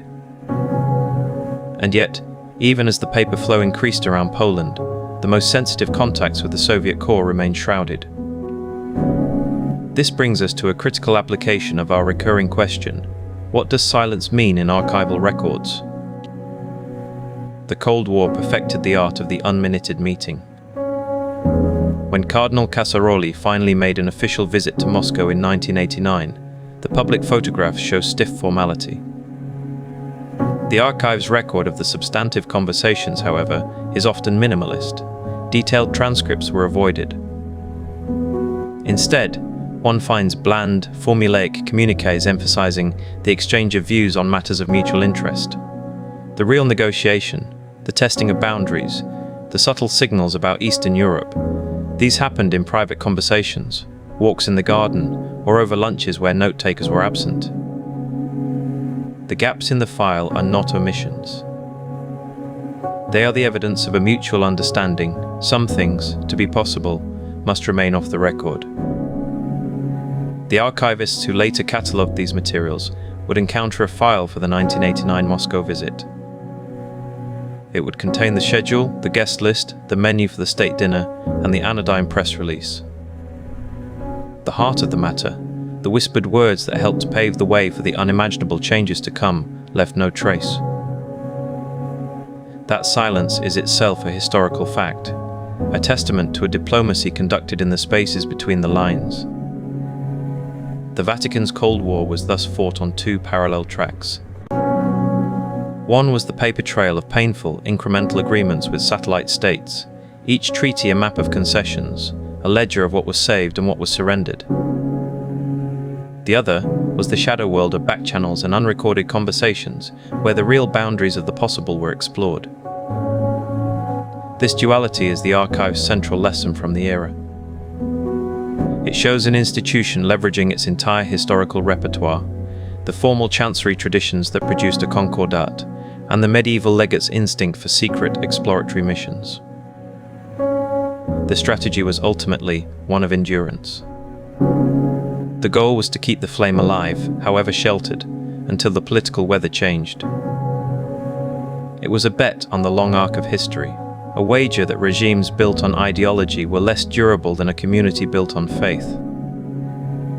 The human cost of this strategy is etched in the letters from the faithful that fill the private archives of sympathetic cardinals. The diplomatic calculus is coldly detailed in the Secretariat's memoranda. Together, they form a moral and strategic ledger of the period. As the Cold War entered its final, unexpected thaw, the Vatican found itself in a unique position. Its decades of patient, often criticized engagement meant it had lines of communication open where the West had none. Its files contain not just a history of persecution, but a roadmap of contacts, personalities, and latent structures within Eastern European societies that were about to reawaken.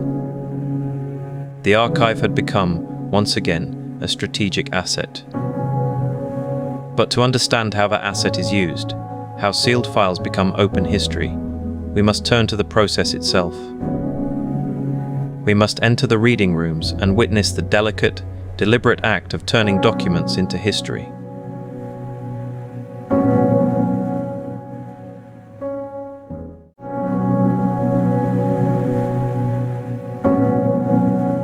The archive is not a vault, it is a conversation. A dialogue across centuries, conducted in ink and parchment, in the rustle of a page turned, in the focused silence of a reading room. For most of its existence, this conversation was internal, a closed circuit of clerks and curial officials speaking only to themselves.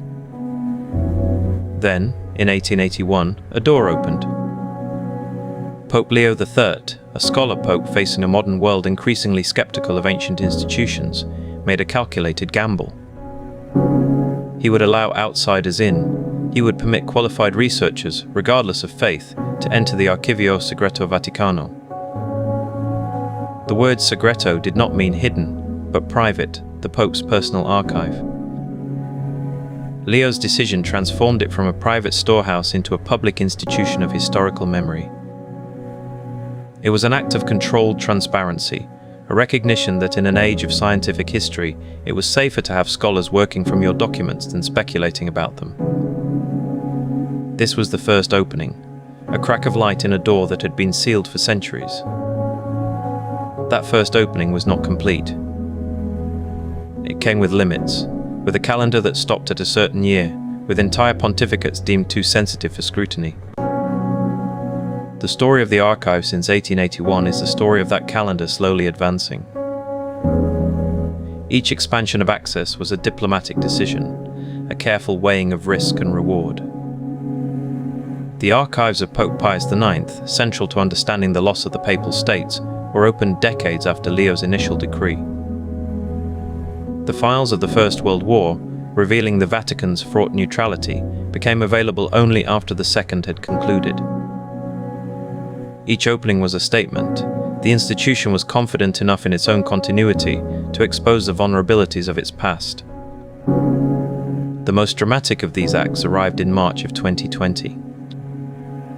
After decades of international pressure and intense historical debate, Pope Francis ordered the opening of the archives for the pontificate of Pius X, the wartime pope whose silence during the Holocaust remains a profound and painful question. This was not merely an administrative update. It was a world historical event, an invitation to the global community of scholars to examine the most contested chapter in the modern Church's history. The calculation was the same as Leo's, but the stakes were immeasurably higher. What does transparency cost? Potentially, a settled narrative. What does it buy? Credibility, and perhaps a harder-won truth. To step into that reading room today is to enter a meticulously governed space where the past is handled, literally, with care. The process begins with a request. A scholar submits a call number, drawn from a labyrinthine catalogue, for a specific busta, a box or folder. There is a wait, sometimes hours. Then a staff archivist, gloved, places the item before you. It arrives in a protective folder of grey cardboard. The rules are clear, no pens, only pencils. Photography is permitted, but without flash, and each image requires a numbered slip placed in the document to track its use. These are not petty restrictions. They are the protocols of preservation, the necessary friction between a fragile object and an inquiring mind. The relationship between researcher and archivist is one of quiet, professional symbiosis. The archivist knows the collection's physical geography, its quirks and its gaps. The researcher brings the question. Together, they navigate the terrain. This daily ritual, the request, the delivery, the careful turning of pages, is the essential interface. It is where documents cease to be mere records and become sources. The machinery of access directly shapes the history that can be written. A question that requires viewing 1,000 scattered folios is a different proposition than one answered by a single digitized file. The archive, in its physical reality, guides the historical imagination. But what is present in those grey folders is only part of the story. The archive holds what was kept. The historian's first duty is to ask, what is missing? This is the problem of survival bias. The record is not a transparent window. It is a filtered, edited, and often fragmented reflection. Some absences are acts of deliberate destruction. The archive of the Roman Inquisition was partially burned in the 19th century. Sensitive diplomatic negotiations, especially back-channel talks, often left only summary memoranda, the real conversation occurring in unrecorded walks in a garden. The personal papers of many popes were considered private property, retained by their families and never deposited. Other gaps are accidents of history, fires, floods, the simple decay of paper, and some things were never written down at all. The glance between two diplomats, the unspoken understanding, the decision made in a moment of crisis without a clerk present to minute it. To read the archive responsibly is to become an archaeologist of silence. You must listen as carefully to what is not said, to the missing volume in a series, to the correspondence that suddenly stops, as you do to the words on the page. The archive's greatest power may lie in its eloquent voids, the spaces where the institution's control over the narrative slips, and a more complicated human truth flickers into view. A new force is now transforming this ancient landscape, the pixel. A massive digitization project is underway, scanning the archive's holdings into high-resolution digital images. This is a revolution in accessibility. A scholar in Tokyo or Toronto can now examine a 13th century papal bull with a clarity that rivals seeing the original, without the cost and complication of travel to Rome. It enables new forms of scholarship, computational analysis of handwriting, text mining across millions of pages, the mapping of correspondence networks that were previously too vast to comprehend. But the digital surrogate is not a simple copy. It is a new kind of archival object. It carries its own metadata, the date of scanning, the technician's notes, the color profile used. It has its own preservation challenges, migrating across ever-changing storage media and file formats. And it changes the relationship between the researcher and the document. You cannot feel the weight of the vellum or smell the traces of ancient ink. You cannot see what is written on the reverse of a page without a separate file. The digital archive offers miraculous access, but it also flattens the physicality of history. It is a translation, and like all translations, something is gained and something is lost. This brings us to the final, essential skill, how archivists read. It is a discipline of layered interpretation. The first layer is the content, the literal words. A letter from a nuncio reports a king's illness. But the archivist reads deeper. They note the handwriting. Is it the nuncio's own hurried script, or the neat cursive of a secretary? This tells you about urgency, about secrecy. They examine the paper, its watermark, its size, its quality. This tells you about the sender's resources, about the importance they placed on the communication. They study the form, the formulaic greetings, the diplomatic niceties, the placement of seals. This reveals the relationship between the parties, the choreography of power. The archivist is reading the document as an artifact of its own creation. They are asking not just what it says, but why it says it in this particular way, at this particular time, and why it survived. This critical reading separates the institution's stated version of events from the version that emerges between the lines. A papal bull may proclaim universal authority, but the accompanying internal memoranda might reveal acute anxiety about enforcing it. A diplomatic dispatch may report success, but its cipher suggests a fear of interception. The historian, learning from the archivist, becomes a detective of subtext. They learn to differentiate between the event and the record of the event, between intention and outcome, between the story the institution wished to tell and the story its own paperwork inadvertently reveals. The work is never merely technical, it is profoundly human. Each opened box contains the echoes of 1,000 decisions, 1,000 moments where a clerk chose to file a letter, a secretary chose to draft a minute, a pope chose to preserve a record. The archive is a monument to bureaucratic endurance, but also to individual lives. In the margins of a financial ledger, a scribe doodles a small bird. On the back of a draft treaty, a cardinal writes a reminder to buy a gift for his niece. These fleeting, personal traces remind us that the machinery of state, of church, of diplomacy was operated by people with tired hands, with distractions, with hopes and frustrations that occasionally seeped into the official record. The historian in the reading room, with their pencil and camera, becomes a link in this chain. They are not a passive receiver of facts. They are an active participant in the ongoing conversation, bringing new questions to old documents, listening for whispers in the silence, and constructing a narrative from the fragments that time has spared. Their work is a form of resurrection, breathing contemporary understanding into parchment and ink, allowing the past to speak to the present in a dialogue that is constantly renewed. This process of opening, of researching, of critical reading, culminates in a single, overwhelming realization. The Vatican Apostolic Archive is not merely a repository of history, it is an active instrument of continuity. Every decision to preserve a document, to catalogue it, to open it to scrutiny, is a reaffirmation of the institution's enduring identity. The archive says, "We were here, we recorded this. We remember."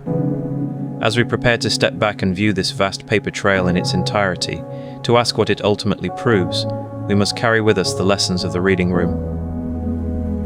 We must remember the calculated openings, the physicality of research, the haunting gaps, the digital transformation, and the critical, layered act of reading itself. For in the end, the story contained in these 85 linear kilometers is not just the story of popes and empires. It is the story of how an institution thinks, how it remembers, and how it chooses to present itself to the future. The door is open, the conversation continues, and the documents await their next reader, ready to become history once again.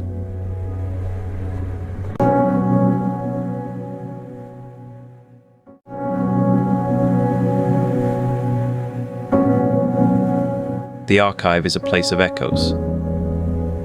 It is a room where the whispers of fallen empires are filed in neat rows, where the shouts of conquerors are pressed flat between parchment leaves, where the silence after the collapse is measured in linear kilometers of shelving. It is a memory palace built not of stone, but of paper, and its corridors lead back through every century. To walk its length is to pass the ghosts of administrations that believed they were eternal. It is to witness the quiet, stubborn persistence of the record keeper, the clerk, the filing clerk who outlasts the king. The Holy See has watched empires rise and fall with the turning of the seasons. It exchanged letters with the court of Charlemagne, whose Carolingian empire fragmented among his grandsons. It received a demand for submission from the Mongol Great Khan, whose world-spanning dominion dissolved into rival khanates. It negotiated with the Ottoman sultans who took Constantinople, and watched their own empire shrink back over the Balkan hills. It recognized the Habsburg emperors in Vienna, and later filed the documents of their dissolution after a world war. It witnessed the meteoric rise and ruin of Napoleon's continental system. It maintained a nuncio in London throughout the zenith and the sunset of the British Empire. It gathered intelligence on the Third Reich and watched its collapse into rubble and shame. It conducted a fragile, secretive diplomacy with the Soviet Union and preserved the files long after the hammer and sickle flag was lowered for the last time over the Kremlin. In every case, without exception, the institution maintained relations with the successor states. There is, in most cases, a dedicated file on the transition, a memorandum on the new Republican government in Berlin 1919, a dispatch assessing the stability of the post-colonial states of Africa and Asia, a confidential profile of the first post-Soviet president of Russia.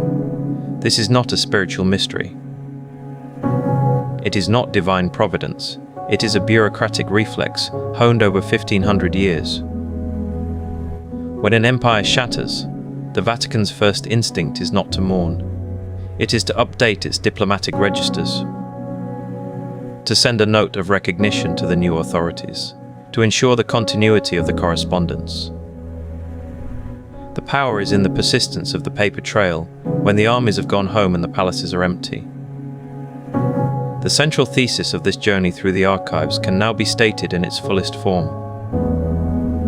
The Vatican's unparalleled durability is not, in its operational heart, primarily a spiritual phenomenon. Its spiritual authority is profound and real, the bedrock of its identity. But its survival mechanism is bureaucratic.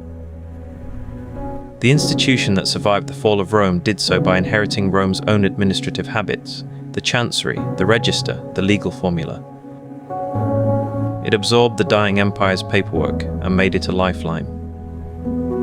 The institution that survived the seismic rupture of the Reformation did so by intensifying its documentary practices in response to the challenge, creating the Nuncio network, a permanent intelligence, gathering apparatus made of ink and couriers.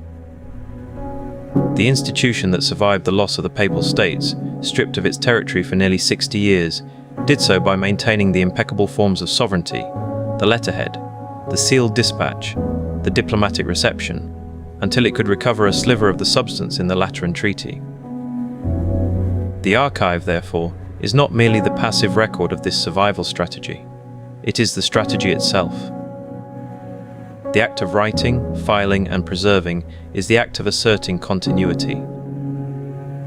A decision from the year 1200, retrieved from a register in 1850 to settle a property dispute, proves that the institution's memory is longer than any royal dynasty. A treaty from 1493, dividing the globe with a line of ink, asserts an authority that outlives the ships that sailed under its decree. The archive is the engine of institutional longevity. It converts fleeting political power into permanent, retrievable fact. It turns the chaos of history into a catalogued, cross-reference system. And in doing so, it creates a kind of sovereignty that exists independently of armies or borders, a sovereignty of precedent, of record, of undeniable continuity. Now we can bring together the recurring lessons of this documentary, the tools for reading this paper trail. How archivists read teaches us that documents are never transparent windows. They are artifacts, each with a logic of its own. The choice of script, the formula of address, the quality of the parchment, these are fingerprints of their moment of creation. A forgery like the donation of Constantine is betrayed by the anachronism of its Latin, proving that the language of power has a grammar that changes with the centuries. To read like an archivist is to listen for the whisper of the scribe's quill, to question why this document was kept when another was lost. How diplomacy sounds on paper teaches us that the language of statecraft is a precise craft. Contrast the careful, hedged Latin of Pope Innocent IV's letter to the Mongols with the blunt, imperial command of Mongol Khan's reply. One is the product of a chancery that sees negotiation as a legal art. The other is the voice of the steppe, declaring dominion. The craft can be read, and in the reading, we understand the clash of worlds that occurred not on a battlefield, but in the space between two lines of text. How maps become politics teaches us that the act of drawing a line is the ultimate claim. The bull Inter Caetera of 1493 did not describe a new world. It invented one, allocating continents unseen with the stroke of a pen. That line, later moved at Tordesillas, shaped the fates of nations and millions of lives. The claim had consequences that echoed for centuries, proving that the cartographer and the diplomat are often the same person, and that their work begins in the archive of precedents.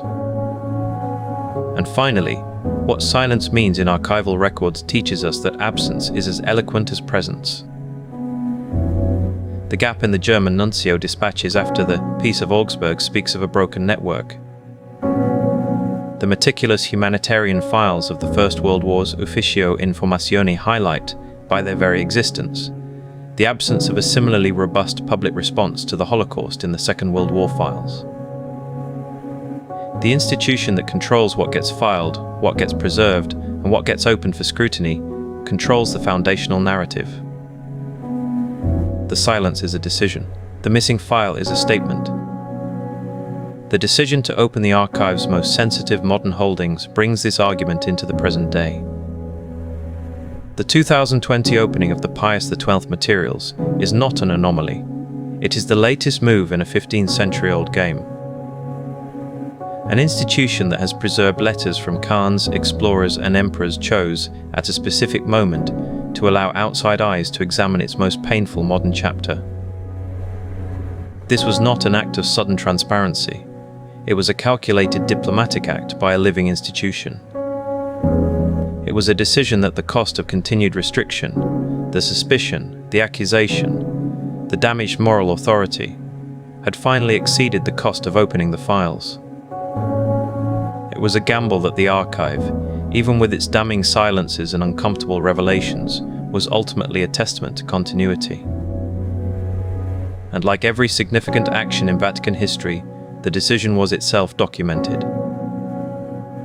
There will be a file on the opening of the files. What does the researcher find in those newly opened boxes? Not a single smoking gun, but a cascade of paper that confirms the central, tragic dynamic. The dispatches from Slovakia, from Hungary, from Germany accumulate like storm clouds. The reports of deportations and massacres grow more specific, more horrifying. They arrive, they are deciphered, they are read. The silence of the public response is now surrounded by a deafening roar of private documentation. The archive proves that the institution knew.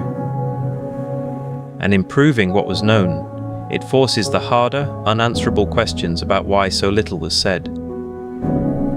The paper trail leads to the edge of a moral abyss, and then it stops. The final responsibility lies not in the file, but in the human beings who read it. This is the ultimate power and the ultimate limitation of the archive. It is the world's most meticulous memory. But it is not a conscience. It records decisions, it does not judge them. It preserves the language of power. It does not translate it into the language of justice. The archive is a mirror held up to the institution that created it, reflecting its priorities, its fears, its unwavering will to endure. The sins of omission are there in the careful filing, the cross-references, the impeccable order that surrounds a central, terrible quiet. Consider the physical reality once more. 85 linear kilometres. Shelves that would stretch from the Vatican to the outskirts of Rome if placed end to end. Within them, the entire diplomatic biography of the West, a treaty with a Lombard king filed a few meters from a concordat with Mussolini. A plea from a medieval queen beside a spy's report from Cold War Warsaw. The chaos of human history, tamed and neutralized by the Dewey Decimal System of eternity. The empires fell to fire and sword and revolution. The archive endured through flood and sack and war because its destruction was always understood as a greater catastrophe than the loss of any single battle. To burn an archive is to murder memory itself. And this institution decided very early on that its memory was its primary weapon. So what does this paper trail of fallen empires ultimately prove? It proves that sovereignty can be a paper construct, long after the canons are silent. It proves that the soft power of precedent, meticulously recorded, can outlast the hard power of legions. It proves that an institution can become a perfect servant of its own continuity, refining its practices across centuries to ensure that every crisis, every rupture, every revolution ends up as a new series of files on a shelf. The world changes. The map is redrawn. New flags are raised. And in a quiet building within the walls of Vatican City, a clerk prepares a new folder, prints a new label, and updates the register. The diplomatic note of recognition is drafted, sealed, and sent. Another empire has passed into history.